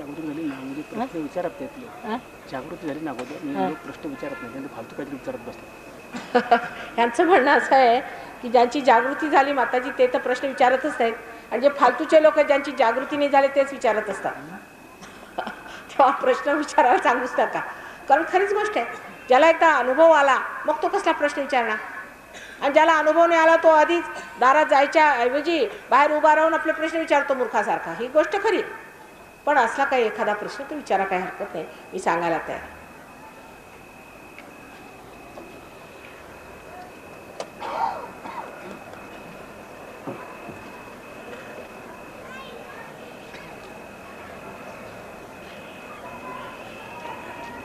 हां, प्रश्न असा विचारा की ज्या प्रश्नाला काहीतरी सांगोपांग असायला पाहिजे. म्हणजे काहीतरी विस्कळीत प्रश्न विचारला तर तुमची आई फार हुशार आहे. ती तुमच्या गळ्यात घालेल तो प्रश्न. तेव्हा असा तसा विचारू नका. जरा जास्तच हुशार आहे मी. काय करणार पाहिजे ना हुशारी. मुलं फार हुशार झाली तर त्यांना सांभाळायला जरा हुशारी लागते आहे की नाही. हां, काय प्रश्न आहे. हां, जे उपास करतात नाही कारण ते आपल्या ह्याच्यात करत नाही केलं तर काही वेळा त्रास होतो ना असं म्हणून. उपास. आता उपासाराने प्रश्न विचारला. उपासाबद्दल काय मत आहे ते आधी सांगून टाकते. पण अर्धे लोक उठून जातील. अहो आधीच आपल्या देशामध्ये लोक उपास करतात. तुम्ही कशाला उपास करता आणखी. ते उपास करूनच उपासमारी आणली आहे. रात्रंदिवस उपास करूनच आपण उपासमारी आणली. म्हणजे देवाच्या नावावर उपास करायचा नाही. हे अगदी चुकीचं आहे. कोणी सांगितलं तुम्हाला देवाच्या नावावर उपास करायचा. तुम्हाला करायचं असेल तर करा असा शौक असला तर. पण देवाच्या नावावर उपास करायचा नाही. आता बघा संकष्टीला गणपतीचा जन्म झालेला आहे ना. तुमच्या घरी जर मूल जन्माला आलं तर तुम्ही सुतक पाळाल का. सुतक पाळाल का तुम्ही. मग संकष्टीला कशाला उपास करता. ज्या दिवशी त्यांचा जन्म झाला त्या दिवशी सुतक कशाला पाळायचं. इंग्लंडमध्ये उलट आहे. ज्या दिवशी ख्रिस्ताचा जन्म झाला त्या दिवशी दारू प्यायची मुद्दाम. तसंच नमुना तो एकच आहे. म्हणजे कसं तरी करून परमेश्वराला नाराज कसं करायचं ते येतं. तुम्हाला जर आईला नाराज करायचं असलं तर आपण काय म्हणतो, आज मी जेवणार नाही, झालं, आई गेली, तिच्यावर मात झाली, मग तिने सांगितलं जेवायचं. उपास करायचा तो आपल्या प्रकृतीसाठी किंवा कशासाठी करायचा असेल तर तो करावा, त्याला काही हरकत नाही. पण परमेश्वराच्या नावावर उपास करू नका. तुम्हाला हवाय ना उपास करायला, मग परमेश्वर म्हणतो करा की करा, चांगलंच करा. मग उपासमारी येते, मग काय हरकत आहे, चांगला परमनंट उपास. वा, परमेश्वराच्या साम्राज्यात आलो, आम्ही परमेश्वराचं नाव घेतोय तेव्हा मी उपवास करतोय, चांगलं झालं. डोकं तरी वापरलं पाहिजे की नाही त्या बाबतीत. आणि उपास सोडायचा कसा, कारण उपास म्हणजे पुष्कळ लोकांना एक जेवण बदलून घेण्याचा एक प्रकार आहे, म्हणून उपास सोडत. म्हणजे आता जे आज उपास आहे समजा, तर सकाळपासून हे किंवा त्याचं पीठ आलं का, भुईमुगाचे दाणे मिळाले का, सगळं लक्ष तिकडे. साबुदाण्याची खीर करायची का काय करायचं, मग आज उपास आहे ना आपल्याला, मग हे खाल्लं पाहिजे ते खाल्लं पाहिजे, मग कसं करणार, हे चालतंय ते नाही चालत, झालं सगळं लक्ष जेवणाकडे आणि म्हणे उपास. आणि मग सकाळी जमदग्नी चावतात, कारण आज म्हणे काय झालं, काय असे काय बिघडून राहिलेत, अहो उपास आहे त्यांचा. असं का, संध्याकाळपर्यंत अर्धे माणसं जोपर्यंत मार खाणार नाही तोपर्यंत त्यांचा उपासच पूर्ण होत नाही. ह्याशी उपासडे लोक सहयोगाला चालत नाही. उपास करायचा, पुष्कळदा नाही जेवायचा. आम्ही सुद्धा पुष्कळदा जेवत नाही, सहयोगी जेवत नाही. ते जेवायचं नाही, जाती झालं म्हणजे नको जेवण, त्याला काही हरकत नाही आहे. पण उपास म्हणून करायचा नाही, आणि त्याने मग रोग होतात, आणि ते रोग मग मीच ठीक करणार आहे. समजा तो तुम्ही संकष्टीला उपास केला, तो प्रॉस्टेटचा तुम्हाला रोग होणार, करून घ्या, मात्र माझ्याकडे येऊ नका. आणखी पुष्कळचे उपास, आता गुरुच्या दिवशी गुरुवारी जे उपास करतात त्यांना पोटाचे रोग होतात, करा. अहो गुरुचा दिवस, त्या दिवशी उपास कशाला मांडला तुम्ही, त्यांच्या जन्माचा जो दिवस आहे त्या दिवशी तुम्ही उपास करायचा असतो का, किती दुःखाची गोष्ट आहे. पोटाचे त्रास, आणि म्हणे आम्ही दत्तांचे शिष्य, असं का, दत्तपंथी, मग आम्हाला पोटात फार त्रास आहे माताजी. जिथे त्यांचं स्थान आहे तिथेच तुम्हाला त्रास आहे, म्हणजे तुमचं काहीतरी चुकलेलं आहे हे लक्षात आलं का. तर आहेत ह्या आजारांच्या, आणि बहुतेक आजार हे देवाच्या नावावर तुम्ही धंदे केल्यामुळे होतात. त्यातल्या त्यात पुष्कळ लोकांना गुरुची बाधा, वाईट गुरूंच्याकडे जायचं, चुकायचं. कशाला पाहिजे गुरु, सद्गुरू पाहिजे. सद्गुरू आहेत कुठे.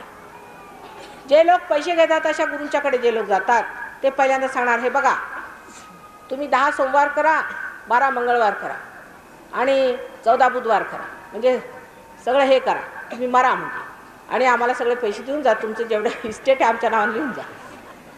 ते बरोबर आपल्याला पडतं, कारण उपास करायला सांगितलं ना. मग पारायण 108 पारायण केली ह्याची, 108 त्याची पारायण केल्यावर पारायण करून तर परमेश्वर मिळणार आहे. कुणाला मिळाला आहे का पारायण करून, दिसत नाही का तुम्हाला. नाही तर म्हणे आम्ही देवळं धुत बसतो, देवळं धुवून का परमेश्वर मिळणार आहे. अहो हृदय धुवा, हे आतलं काम आहे. ह्या अशा रीतीने आपण जे आपलं परमेश्वराला आळवतो आणि परमेश्वराला जे जाणतो ते सर्व चुकीचं आहे, अंधारात केलेलं काम आहे. आता आधी डोळस होऊन घ्या, डोळस झाल्याशिवाय तुम्हाला कळायचं नाही किती चुकतं आहे. तर तऱ्हेचे रोग ह्या उपासाने होतात, लोक तर तऱ्हेचे रोग होतात. आणि मग माझ्याकडे येतात, अरे म्हटलं कशाला करतात, कुणी सांगितलं होतं तुम्हाला करा.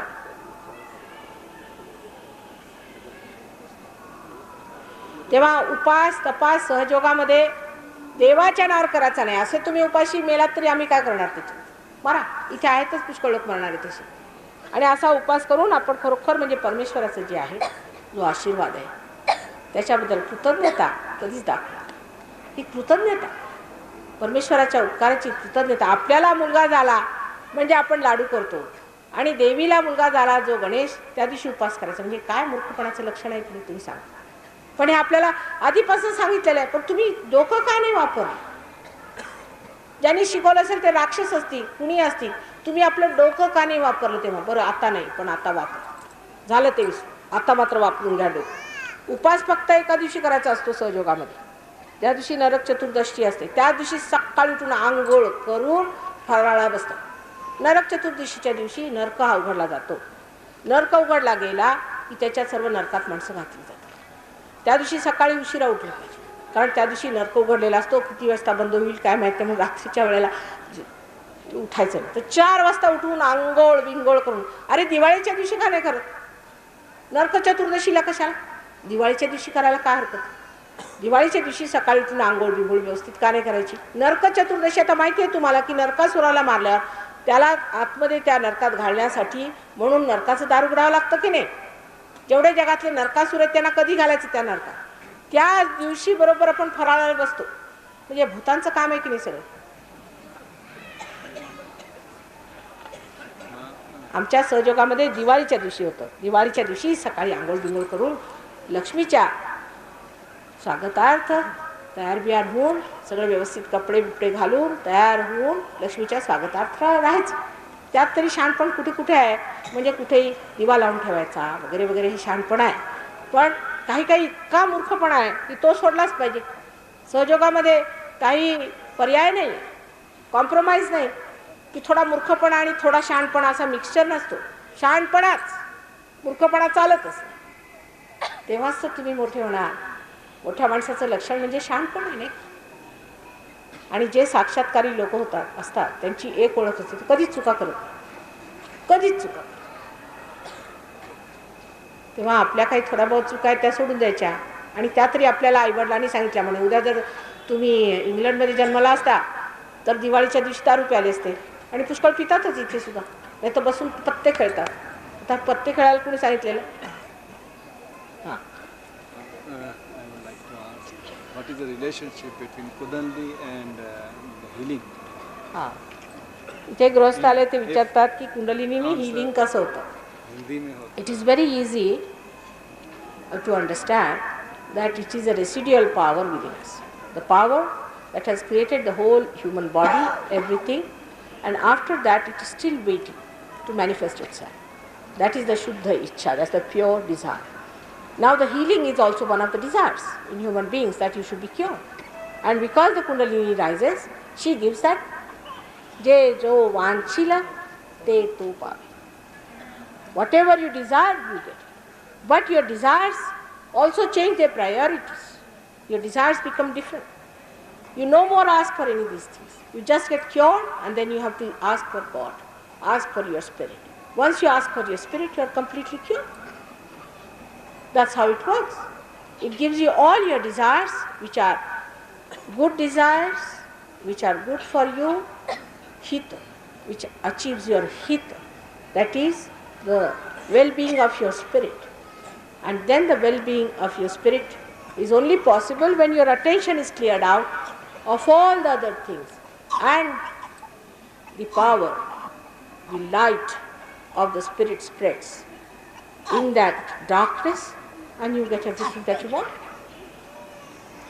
It's not only healing, it's just byproduct. Healing is nothing. So many things you get. You know, even you can control electricity. Yesterday I showed them how to control electricity. बोला. परीच्या वरते पश्चिमतीच्या खालते अजपाजप, परीच्या वरते पश्चिमतीच्या खालते अजपाजपाचं जरा माहिती पाहिजे. आता अजपाजप काय? अजपाजप वगैरे जो बाहेरून आपण करतो तसा नसतो अजपाजप. अजपाजपला परत ते परापराच्या गोष्टी आल्या. आता आपल्या समजा आपल्या एखादी मशीन असली, आता मोटरच घ्या, मोटर. आता मोटरचं आपल्याला जर चालवायची असली तर आपल्याला किल्ल्या फिरवाव्या लागतात की नाही?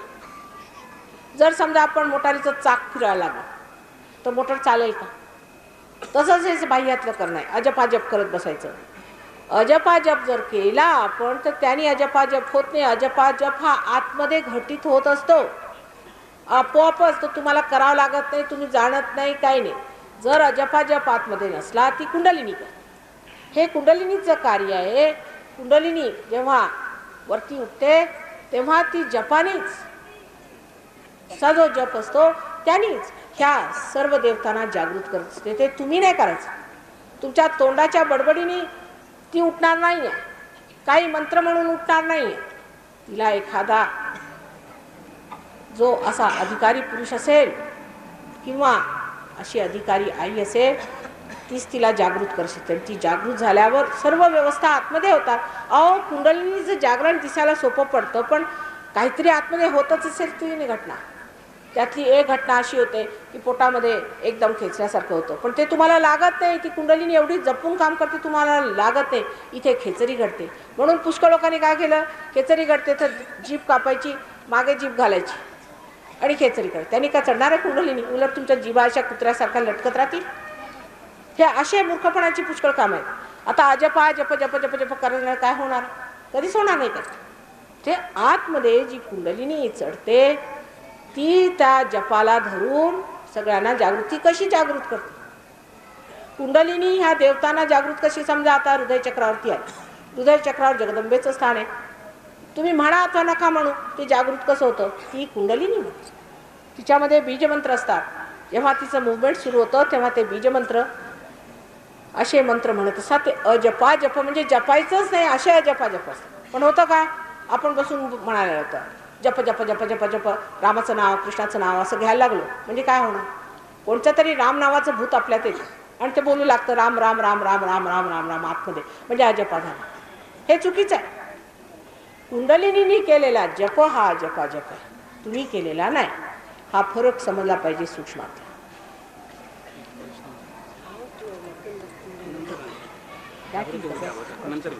हे how to awaken the Kundalini हा प्रश्न विचारलेला आहे आणि तेच मी मग सांगते की ते माझं काम आहे, मी करतो. That is my job, I will do. किंवा अन्य ठिकाणी याच्याबाबत काय सांगितलं? श्रीकृष्णाने सांगितलेलं आहे एका अर्थाने, नाही सांगितलं नाही एका अर्थाने, कारण त्यावेळेला एवढं समजणारे लोक नव्हते. एका अर्थाने फार सांगितलं आहे त्यांनी. श्रीकृष्णाने आधी सांगितलेलं आहे, सुरुवातीला सांगितलं की तुला ज्ञानयोग झाला, स्थितप्रज्ञ व्हा. कसं आहे स्थितप्रज्ञ कसं व्हायचं? सुरुवातीला सांगितलं स्थितप्रज्ञ व्हा, साक्षी स्वरूप व्हा. ते कसं व्हायचं? अर्जुनाला सांगितलं तू इकडे मला म्हणतोय की युद्धावर जा, माझ्या स्वतःच्या नातलगांना मार, आणि तिकडे म्हणतो की तू साक्षी होय कसं? श्रीकृष्णाने सांगितलं बरं. ते म्हणजे काय होते? डिप्लोमॅट होते. त्यांनी सांगितलं सरळ हे येणार नाही, सरळ हाताने चालणार नाही, थोडं वाकडं बोलावं लागलं. सरळ बोलून ऐकणारे त्यावेळेला लोक नव्हते. म्हणून त्यांनी सांगितलं की बरं तुला नाही ना पटत हे, चला तुम्ही असं करा, जेवढं काही कार्य करायचं असेल ते करा आणि परमेश्वराच्या चरणावर घाला. पण असं होऊ शकत नाही. जोपर्यंत आपल्यामध्ये अहंकाराची संस्था आहे तोपर्यंत असं होऊ शकत नाही. आपण म्हणतो आम्ही सगळं करून परमेश्वरावर घालतो, ब्लॅकचा पैसा आला तो आम्ही परमेश्वरालाच देतो सगळं काही. आम्ही एखाद्याचं शिर उडवलं आणि ते परमेश्वरावर घालायचं, मर्डर केलं ते परमेश्वरावर घालायचं. परमेश्वरच करतोय असं का? तुमच्या खिशात आहे का परमेश्वर? असा विचार करा तुम्ही. तर त्यांनी असं सांगितलं की जे काही कार्य करायचं ते परमेश्वरावर घाला. म्हणजे ह्याला असं म्हणतात ॲब्सर्ड कंडिशन्स. अशी एक समोर आणून स्थिती ठेवायची की जी होऊ शकत. म्हणजे माणसाच्या डोक्यात येईल किंवा असं तर काही होत नाही, मीच करतोय, मग असं कसं मी परमेश्वरावर कसं घालतो, ही त्याच्यात जागृती. म्हणून त्यांनी सांगितलं की तुम्ही जे काय करायचं ते परमेश्वरावर घाला. आणि पुष्कळ लोक मला विचारतात माताजी आम्ही जेवढं करतो परमेश्वरावर घालतो. अहो तिथे इगो बसलेला दिसतोय ना मला तुमच्या डोक्यात. जेव्हा कुंडलिनीचं जागरण होतं आणि आज्ञाचक्रावरती कुंडलिनी जेव्हा उठते तेव्हा ती दोन्हीकडनं इगो आणि सुपर इगो म्हणजे आपल्यातला जो अहंकार आहे आणि आपल्यातले जे मनातले जे वाईट संस्कार आहे ते सगळं ओढून येतं. त्याच्यानंतर ही घटना ही घटित झाल्यावर मग मनुष्य परमेश्वराशी एकाकार झाल्यावर जे काही कर्म होतं त्याच्यात तिसऱ्या ह्याच्यात बोलतो, पुरुषात बोलतो. म्हणजे असं म्हणेल हे जात आहे मात्र, हे येत आहे, हे होत नाही, हे जमत नाही, असं नाही म्हणत मी करतो, असं नाही म्हणत. हे होत आहे, हे जात आहे, म्हणजे झालं की नाही, कर्म सुटलं की नाही त्याचं. दुसरी गोष्ट त्यांनी सांगितली कृष्णाने की तुम्ही माझी भक्ती करा. केले तर पत्रम पुष्पम फलम तोयम, जे काही असेल ते मी घेईन. पण द्यायच्या वेळा एक शब्द घातलेला आहे, त्याच्यावरती सगळं नाचवलेलं आहे त्याने. त्यांनी म्हटलं अनन्य भक्ती करा.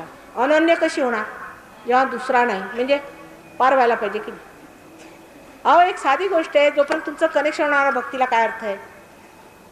त्यांनी सांगितलं अनन्य, सारखं अनन्य भक्तीवरती जोर आहे. अनन्य करतं कोण? म्हणजे पराभक्ती.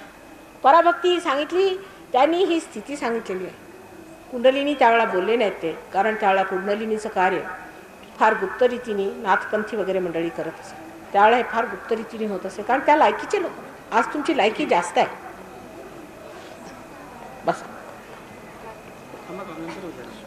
एक काय हा त्याला काय झालं तुमच्या नारळाला तुमच्या घरात काहीतरी असणार गडबड हो असणार आणि दुसरं काय गुरुगिरू आहेत का घरात त्यांचे फोटो असणार असले पाहिजे हा परत असतील काहीतरी हो भेगा नाही पडल्या पाहिजे भेगा पडल्या म्हणजे चांगलं नाही त्याचं लक्षण ठीक नाही हो बघू आम्ही तुम्हाला बघू ते सांगेन काय करायचं असं काय म्हणता हा अंगात येणे हा काय प्रकार आहे हा भूतांचा प्रकार आहे पक्का महाभूतांचा प्रकार आहे अंगात येणं ज्या माणसाच्या अंगात येतं तेव्हा असा विचार केला पाहिजे आमच्या मोलकर्णीच्या अंगात यायचं म्हणजे काय आता देवीला आणखी काही धंदा नाही राहिला मोलकर्णीच्या अंगात जाती आणि इतकी घाणेरडी बाई होती ती आंघोळ करायची नाही घाणेरडे संबंध तिचे फार वाईट आणि तिच्या अंगात यायचं शेवटी ती अंगात येऊन आमच्या नोकरीला सोडून गेली नशी कारण मी सगळ्यांना सांगायची हिला सोडा तर घरात आणखी लोक म्हणायचे नाही तिच्यात देवी म्हटलं हे काय देवीचं लक्षण आहे अशा घाणेरड्या बायचांना तिला घोड्याचे नंबर जाऊन विचारायचे अहो काय तुम्ही देवाला समजलं तरी काय मला समजत नाही तो अंगात येऊन काय जिंगेल अहो ह्या सर्व सृष्टीला बनवणारा जो परमेश्वर आहे ह्या सृष्टीची रचना करणारा जो परमेश्वर आहे आणि ज्या देवीने ह्या सर्वांना एवढ्या मोठ्या स्थितीला आणलेलं आहे तो काय माणसाच्या अशा अंगातून जिंकणार आहे काहीतरी डोकं लावा डोकं कुठे जातं देवाच्या बाबतीत मला सांगतं बाकी बाबतीत फार डोकं आपल्याला पण फक्त परमेश्वराच्या बाबतीत डोकं नाही अंगात येणं फार भयंकर प्रकार आहे असं जर एखाद्या माणसाला अंगात येत असलं दूर राहिलं पाहिजे उलट रोगाचं निदान आहे एखाद्या घरामध्ये जर अंगात येणारी बाई वगैरे असली आणि तिचे संबंध असला तर फार भयंकर पार्किन्सन्स वगैरे सारखे रोग होतात इतकंच नव्हे पण असं असतं तर कॅन्सरचा रोग होऊ शकतो अशा बाईला घरात ठेवणं सुद्धा फार वाईट आहे पण काही नसलं तरी तिचा इलाज सहयोगात होतो तो करून घ्या फारच धोका आहे ते भयंकर धोका आहे तेव्हा काहीतरी देवावरती मग घालायचं ह्यांच्या अंगात येत होतं त्यांच्या आणि मग माझ्याकडे आले म्हणजे माताजी माझ्या हाताला अशा ह्या येतात मुंग्या येतात मला झोप येते मी बेशुद्ध होऊन पडते काय नाही तसं काही नाही आमच्या बहिणीला अंगात येतं म्हणून असं आणि तुम्ही काय करता आम्ही कुंकू बिंकू लावत असतो त्यांना आणि त्यांच्या पायाचं पाणी प्यायचं आणखीन भूतांच्या पायाचं पाणी आपण पित असतो करात आणखीन काय नाही मिळालं तर काय करायचं मग अशा रीतीच्या या अज्ञानाला काय म्हणावं बरं तुम्ही इतकं अज्ञान आहे आपल्या देशामध्ये इतकं अज्ञान आहे देवाबद्दल कधी कधी आश्चर्य वाटतं पण इंग्लंड अमेरिकेत कमीत कमी त्याला विचक्राफ्ट म्हणतात त्यांना तेवढं समजतं हे भूत आहे पण इंग्लिशमध्ये एकच शब्द आहे सर्वांना स्पिरिट म्हणजे भूत स्पिरिट म्हणजे आत्मा आणि स्पिरिट म्हणजे दारू तिने ह्याला एकच नाव ठेवून दिलेलं आहे पण त्याला तरी माहिती आहे ह्या माणसात स्पिरिट आलं म्हणतात देव आला असं नाही म्हणत आपल्याकडे एखाद्या अंगात आलं म्हणजे आणि त्या माणसाचं चरित्र बघा त्याचं वागणं बघा तिच्यात काय विशेष आहे ते बघा अहो ज्या माणसामध्ये देवी असते किंवा जो देवी असतो किंवा देवता असतो असा जो कोणी असेल त्याचं वागणं कसं त्याचं बोलणं कसं त्याच्या चेहऱ्यावरती कांती कशी ते सगळं बघायला पाहिजे आणि त्याच्यात शक्ती व्हायली पाहिजे काय त्याला अर्थ आहे का म्हणजे परमेश्वराचं आपण काय भारूड करून ठेवलं तेच मला समजत नाही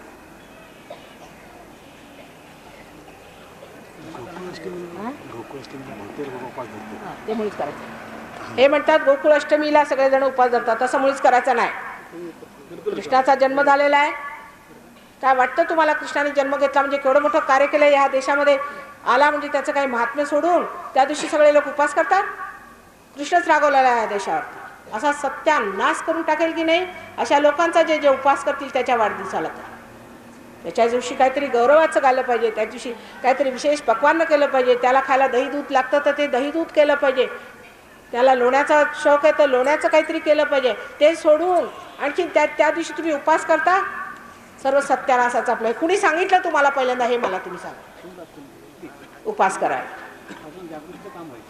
काय म्हणतात काय प्रश्न तर काय प्रश्न एक सांगा आता ते म्हणतात की तुला लांब जायचं जरा जागृती पाहिजे हो त्यांचं बरोबर आहे ह्यांना लांब जायचं आहे ना जागृती पाहिजे जरा बसा 5 मिनिटात मी करते फालतूचे आता प्रश्न विचारू नका पुष्कळ का लांब जायचं बसा मलाही फार लांब जायचं आहे हे लक्षात ठेवलं पाहिजे लंडनहून आले मी तुमच्यासाठी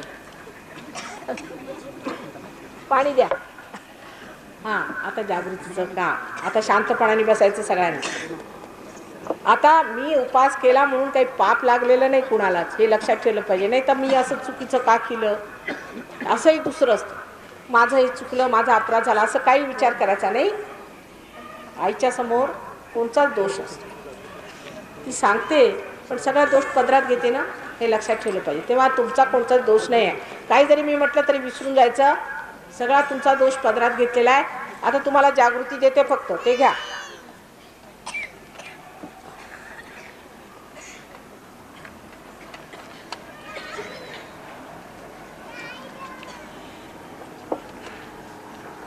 जरा पुढे घ्या, थोडं इथे की नाही, थोडा खळगा आहे.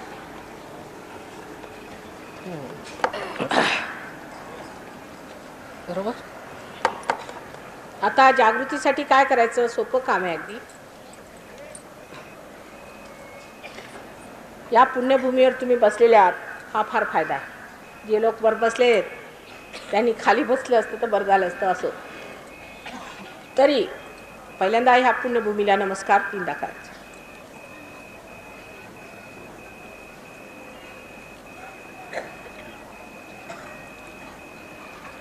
नंतर श्री गणेशाला नमस्कार केला पाहिजे. आणि आमच्या मोक्षाची वेळही ह्या मोक्षाच्या क्षणाला, ह्या वेळेला तुमचं रक्षण कर. निर्वाणाच्या वेळेला तुमचं रक्षण करत असं आपण त्याच्या आरतीत म्हणत असतो, ते आज म्हणायचं. ही निर्वाणाची वेळ आहे, आम्ही सहजच प्रवाहात पडलेलो आहोत, तेव्हा तू आमचं रक्षण कर असं त्याला मागायचं. हात जोडून पूर्ण हृदयाने केलं पाहिजे, मनापासून केलं पाहिजे, असं मागून घ्यायचं.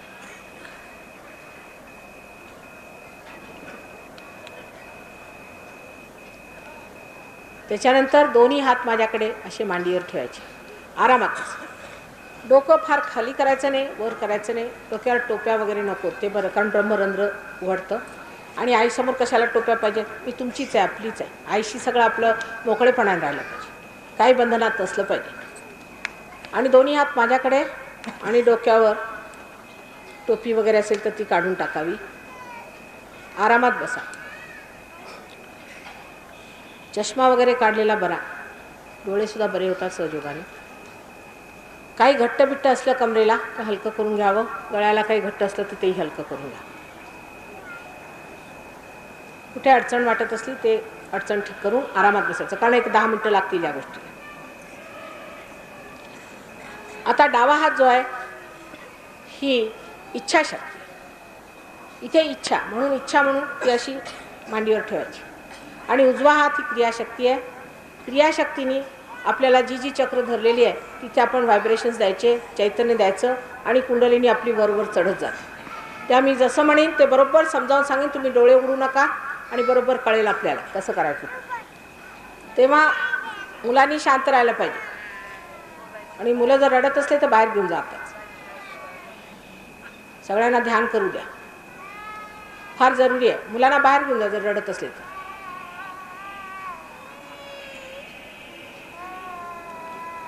हां, आता डोळे मिटायचे आणि डोळे उघडायचे नाही जोपर्यंत मी म्हणत नाही कृपा करून डोळे नका उघडू, नाही तर कुंडलिनी उठणारच नाही, उठली तरी आज्ञा चक्रावर जाणार.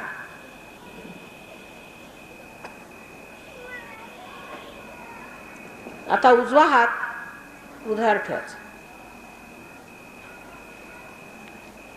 आपला मार्ग मोकळा करायचा असतो, आणि तो मार्ग मोकळा करण्यासाठी जे मी म्हणीन ते हृदयापासून म्हणायचं, मनातच म्हणायचं, बाहेर म्हणायचं नाही, पण हृदयापासून म्हणायचं. उजवा हात हृदयावर ठेवून डोळे मिटायचे, डावा हात सारखा माझ्याकडे ठेवायचा, तो बदलायचा नाही. आता एक प्रश्न विचारायचा, माताजी मी आत्मा आहे का, असा 3दा प्रश्न विचारायचा. माताजी मी आत्मा आहे का, परत माताजी मी आत्मा आहे का, असं हृदयापासून विचारायचं.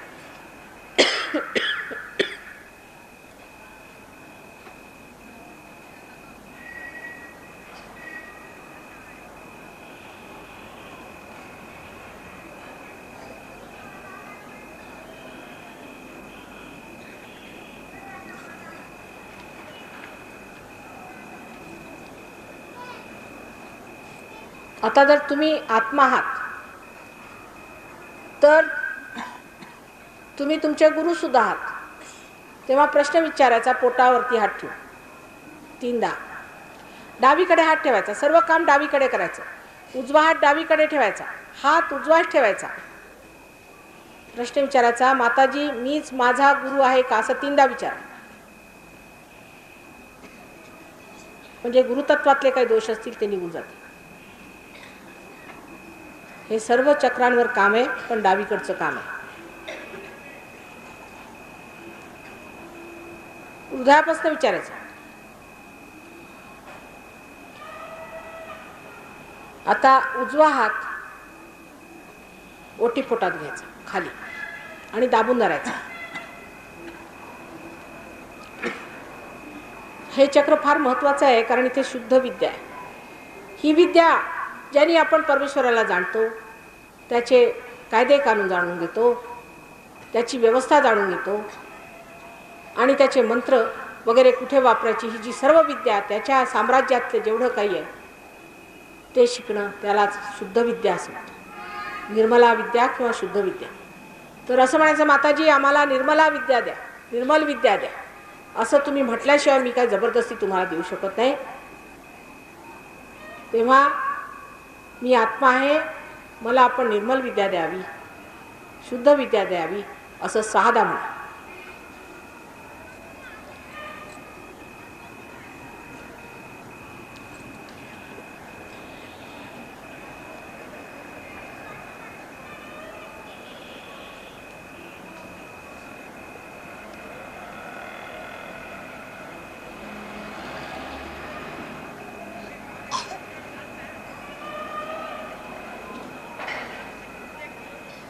आता परत तो हात उजवा हात ओटीपोटावर परत धरा.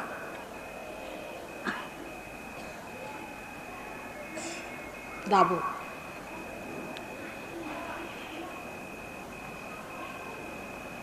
आणि पूर्ण म्हणायचं, माताजी मला शुद्ध विद्या द्या. 6दा म्हणा परत. ठीक नाही होऊन राहिलाय म्हणून म्हणते मी. तुमचा अधिकार आहे तो मागण्याचा, जन्मसिद्ध अधिकार आहे. सहज, सह म्हणजे तुमच्या बरोबर जन्मलेला हा योगाचा अधिकार आहे, तुम्ही मागून घेतलं पाहिजे.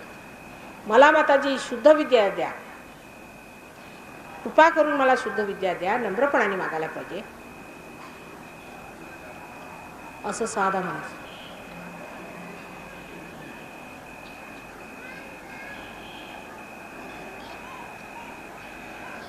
हा ओटीपोटातला जो भाग आहे त्याच्या दुसरीकडे म्हणजे उजवीकडे हात लावायचा.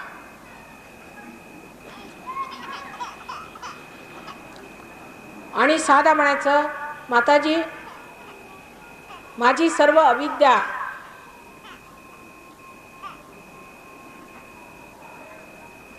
मिटवून टाका, नष्ट करा. माताजी माझी सर्व अविद्या नष्ट करा.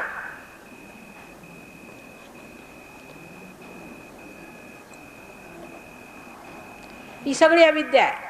पारायण करणं, गुरूंच्याकडे जाणं, ही सगळी अविद्या आहे. पुस्तकं वाचणं, गीताची प्रवचनं ऐकणं, हे सगळे अविद्या आहे.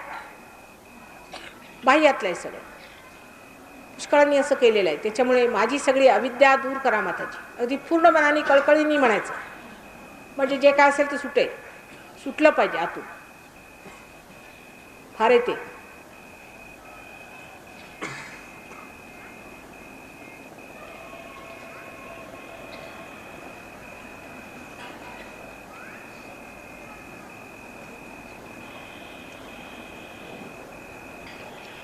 आता उजवा हात परत डावीकडे पोटावर ठेवायचा. वर पोटावर डावीकडे उजवा हात परत ठेवायचा. डावा हात तसाच माझ्याकडे. आणि म्हणायचं, माताजी मी माझा गुरु आहे. पूर्ण विश्वासाने म्हणा, कारण जर तुम्ही आत्मा आहात तर तुम्ही तुमचे गुरु आहात. पूर्ण विश्वासाने म्हणायचं. फार जुनं आहे आतमध्ये त्रास तुमचे. माताजी मी माझा गुरु आहे असं म्हणायचं.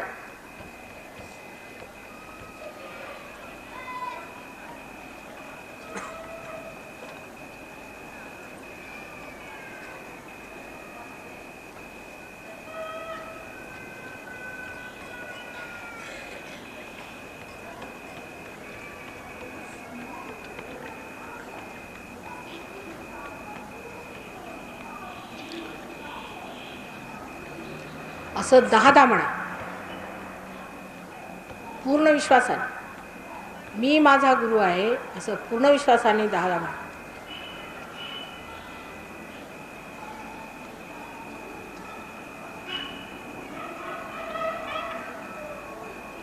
बघायसारखं कुणी बसायचं नाही. इथे काही तमाशा नाही, कुणी बघायसारखं बसायचं नाही. सगळ्यांनी ध्यान केलं पाहिजे.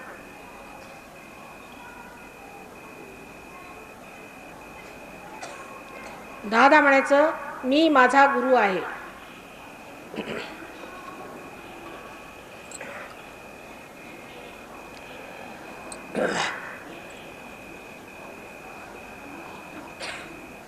त्याच्यानंतर हा उजवा हात आता हृदयावर परत ठेवायचा.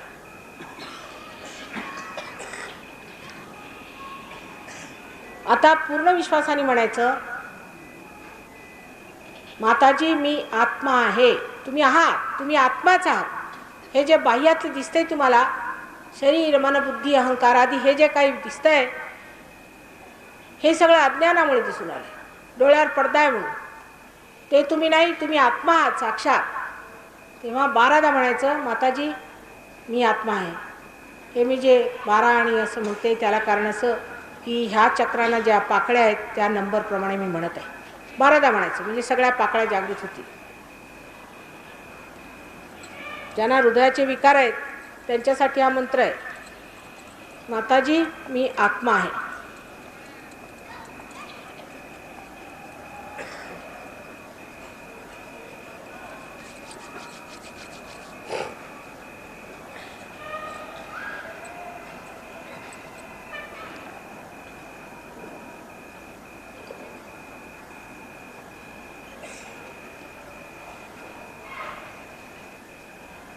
बारादा म्हणायचं.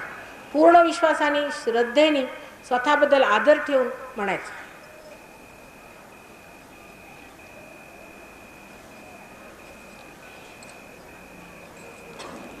त्यानंतर हा उजवा हात मानेच्या खाली खांद्यावर ठेवायचा डावीकडे समोरून पुढून धरायचा. पुढून खांदा धरायचा मानेच्या खाली. हे चक्र फार धरलेलं असतं महाराष्ट्रात. कारण मनुष्याला जर तो तंबाखू खात नसला तर दुसरा हा रोग असतो की मी फार पतित आहे आणि मी फार वाईट आहे. हे म्हणजे पुस्तकं वाचून वाचून स्वतःला तो सारखं त्याला वाटतं सगळे रोग त्याला झालेले आहेत आणि परमेश्वर त्याच्यानं रागवलेला आहे वगैरे वगैरे. तेव्हा आत्मा हा निर्दोष आहे, पूर्णपणे निर्दोष आहे आणि तुम्ही निर्दोष आहात. तेव्हा असं म्हणायचं माताजी मी आत्मा आहे आणि मी पूर्णपणे निर्दोष आहे. नंतर मंत्र म्हटलेले असतात. चुकीचे मंत्र म्हटल्यामुळे सुद्धा हे चक्र धरलं जातं आणि हे चक्र आणि हृदय चक्र धरलं घेतलं म्हणजे हृदयाचे पुष्कळ विकार होतात.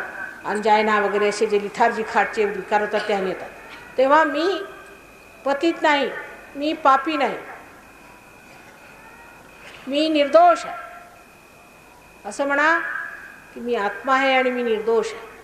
परत जो परमेश्वर आहे तो सर्वसमर्थ आहे, तो आनंदाचा सागर आहे, दयेचा सागर आहे. हे तर आहेच, पण सर्वात मुख्य म्हणजे तो क्षमेचा सागर आहे. त्या सागरापुढे तुम्ही कोणची अशी चूक करू शकाल जो आपल्या पदरात घेऊ शकत नाही.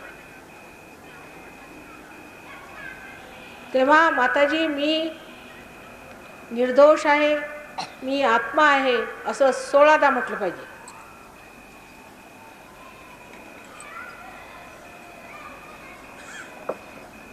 पूर्ण नेटाने म्हणा. सर्व मंत्रांवर मात आहे.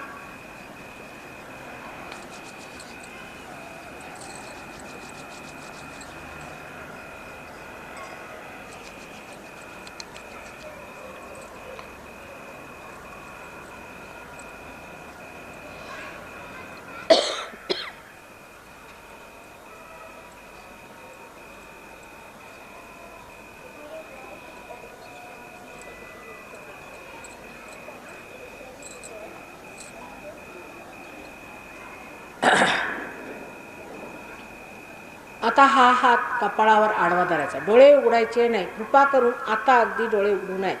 कपाळावर हा हात आडवा धरायचा.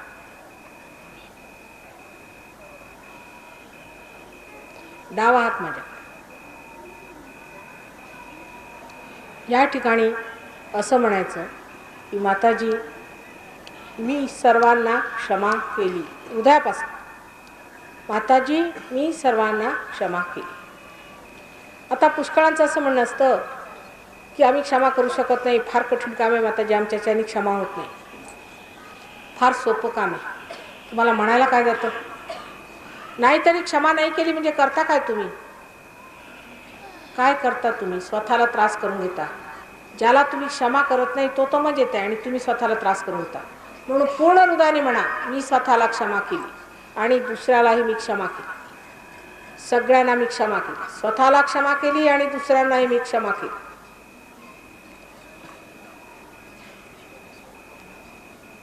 कपाळावर आडवा हात ठेवायचा सर्वांनी, श्रद्धेने ठेवायचा. बघा तुमची कुंडलिनी चढवते मी. श्रद्धेने म्हणायचं,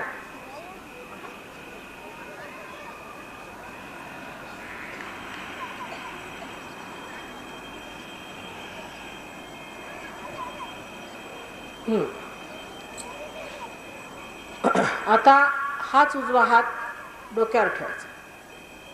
डोळे उघडू नये.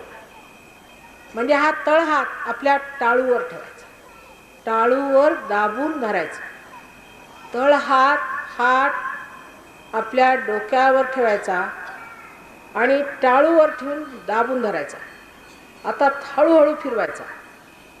हे सहस्त्राराचं स्थान आहे. त्याच्यामध्ये ब्रह्मरंध्र आहे.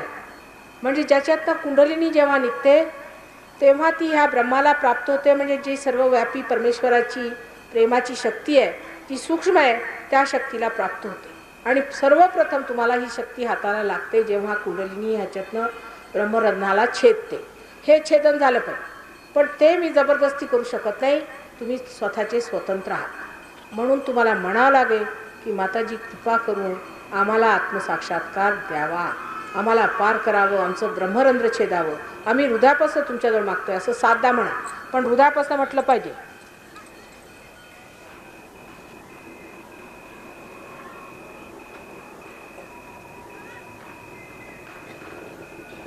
आणि फिरवत जायचा हात.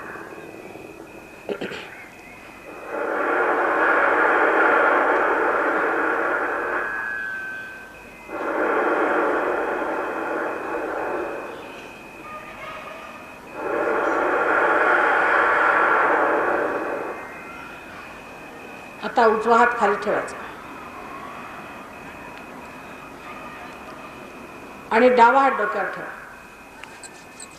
टाळूवर डाव्या हाताचा तळहात ठेवून फिरवायचा आणि म्हणायचं की आम्हाला आत्मसाक्षात्कार कृपा करून द्यावा. माताजी कृपा करून आम्हाला आत्मसाक्षात्कार आपण द्यावा. मागितल्याशिवाय होणार नाही, म्हटल्याशिवाय होणार नाही. मी जबरदस्ती करू शकत नाही. इथे माझी मर्यादा संपते.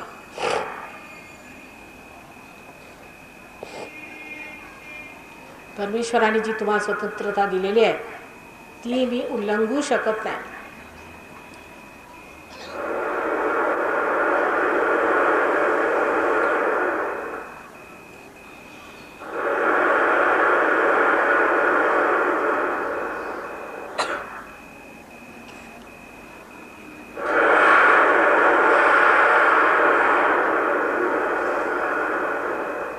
हृदयापासून म्हणा, कारण इथे हृदयचक्र आहे.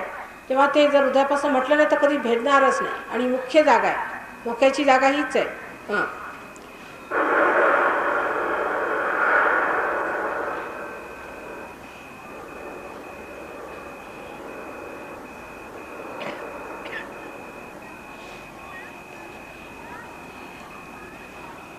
आता डावा हात खाली ठेवायचा, माझ्याकडे ठेवायचा आणि उजवा हात जमिनीवर ठेवायचा.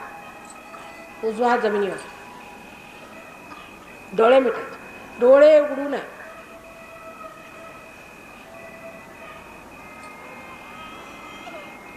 आता ह्या भूमातेला म्हणायचं की आमच्यात जे काही जड वस्तू असतील, आमच्यात जे जड दोष असतील ते तू घे, आमच्यातले जड दोष तू घेऊन घे, असं भूमातेला हृदयात म्हणायचं. 3दा म्हटलं तर ती सर्व तुमचे ओढून घेईल. आमच्यात जे काही जड दोष आहेत ते घे, जेवढे जड दोष असतील ते घे.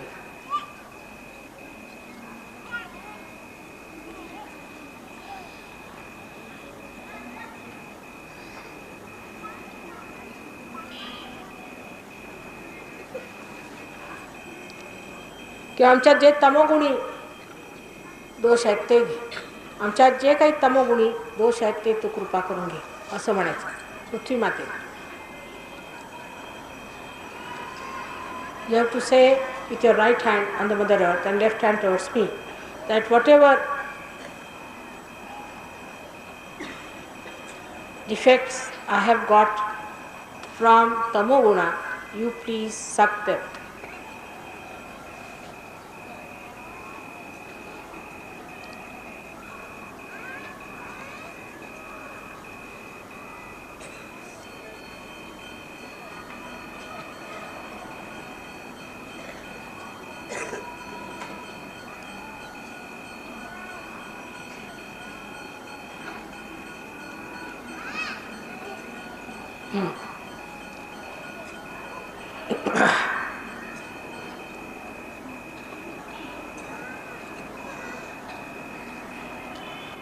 आता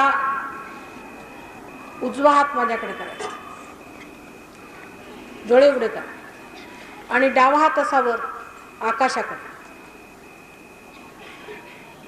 उजवा हात माझ्याकडे आणि डावा हात असा वर आकाशाकडे आणि म्हणायचं जे काही माझ्यामध्ये रजोगुणातले दोष आहेत ते हे आकाश तत्व तू घेऊन टाक, तू आपल्यात समावून घे. माझ्या जे रजोगुणी दोष आहेत ते आकाश तत्वा तू आपल्यामध्ये समावून घे.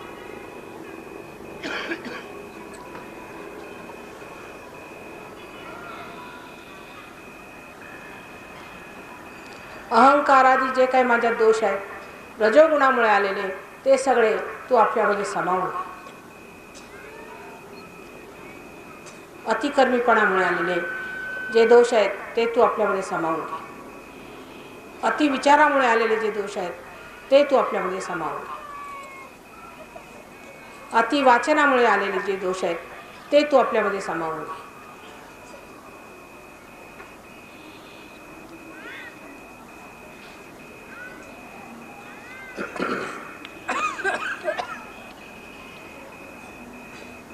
आता डावा हात माझ्याकडे करायचा आणि उजव्या हाताने बघा डोक्यात गार येते किंवा गरम येते.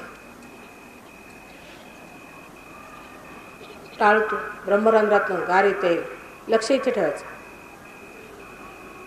गार येत आहे, येत आहे का? बर. आता परत हा हात करून ह्या हाताने सुद्धा आला पाहिजे. दुसऱ्या हाताने बघा, लक्ष सहस्त्रावर पाहिजे, इकडे पाहिजे, टाळूकडे गार आहे.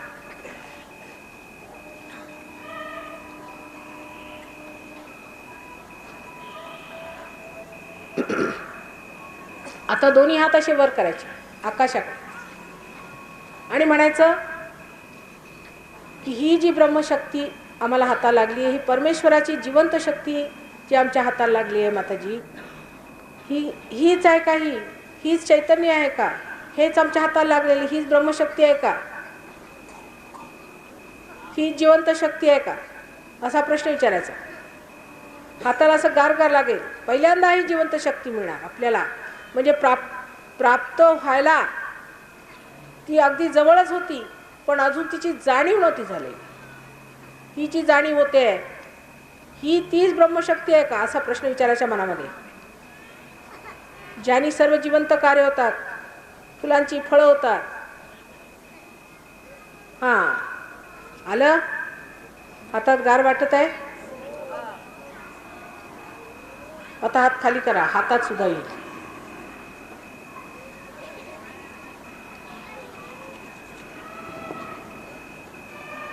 आता स्वतःला बंधनात कसं ठेवायचं, जागृती कशी करायची ते मी तुम्हाला दाखवते. ते करायचं व्यवस्थित. डावा हात माझ्याकडे, अगदी लक्ष इथे ठेवा, दुसरे इकडे तिकडे लक्ष करायचं नाही.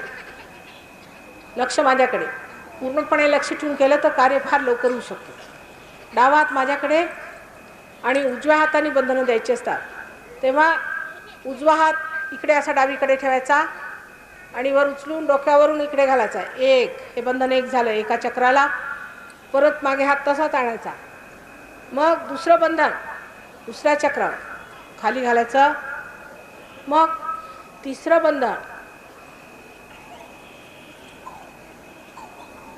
मग चौथं बंधन, मग पाचवं बंधन आणि मग सहावं बंधन. शेवटी सातवं बंधन घालायचं. आता कुंडलिनी आपली उचलायची, कारण आता आपण बसलो आपल्या ह्याला आपण बंधन दिले व्यक्तित्वाला. आता कुंडलिनी उचलायची.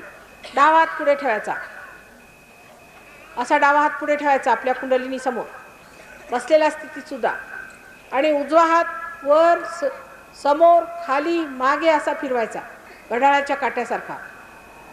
हां, आता उचलत जायची कुंडलिनी. स्वतःची उचला, तुमची उचलता येते तुम्हाला. बघा अशी अशी उचलत जायची. उचलत चला वर, अशी अशी. बघा येते वरती ती. आता वर न्यायची, खांदे मोकळे सोडायचे, डोकं असं वर घ्यायचं आणि त्याला असा पीळ द्यायचा आणि एक मारा गाठ.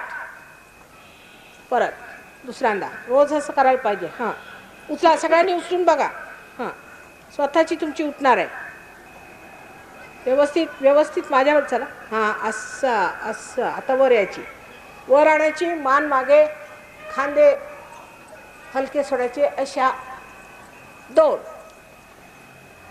आता तिसऱ्यांदा 3 गाठी आहेत फक्त. परत लक्ष पाहिजे हातावर, डाव्या हातावर. वर गेल्यावरती मान वर सोडायची, खांदे हलके करायचे आणि परत 1, परत 2, परत 3. आता बघा येत आहे ना? कार येते हातात? ज्या लोकांना आलं अथवा नाही आलं, सगळे सहयोगी होऊ शकतात, त्याला प्राप्त करू शकतात. तेव्हा आता कुणाशी वादविवाद न करताना, न बोलताना, तुम्हाला जर दर्शन हवं असलं तर मी इथे आहे, पण गर्दी करायची नाही. सध्या उठायचं नाही. 1 मिनिट थांबा. प्लीज फॉर्म आहे चेंज फर्स्ट ऑफ ऑल. बायकांनी आधी यायचं, नंतर पुरुषांनी यायचं. मुळीच गर्दी करायची. शिस्तीत बसायचं, ध्यानात बसा. ह्या वेळेला मिळवायचं आहे, मी समोर उभी असताना मिळवायचं आहे, तेव्हा शिस्तीत बसायचं. तुम्ही दर्शनाला आहात का? बसा, 1 मिनिट बसा. कुणी उठायचं नाही, बसा खाली बसा. Will you please run.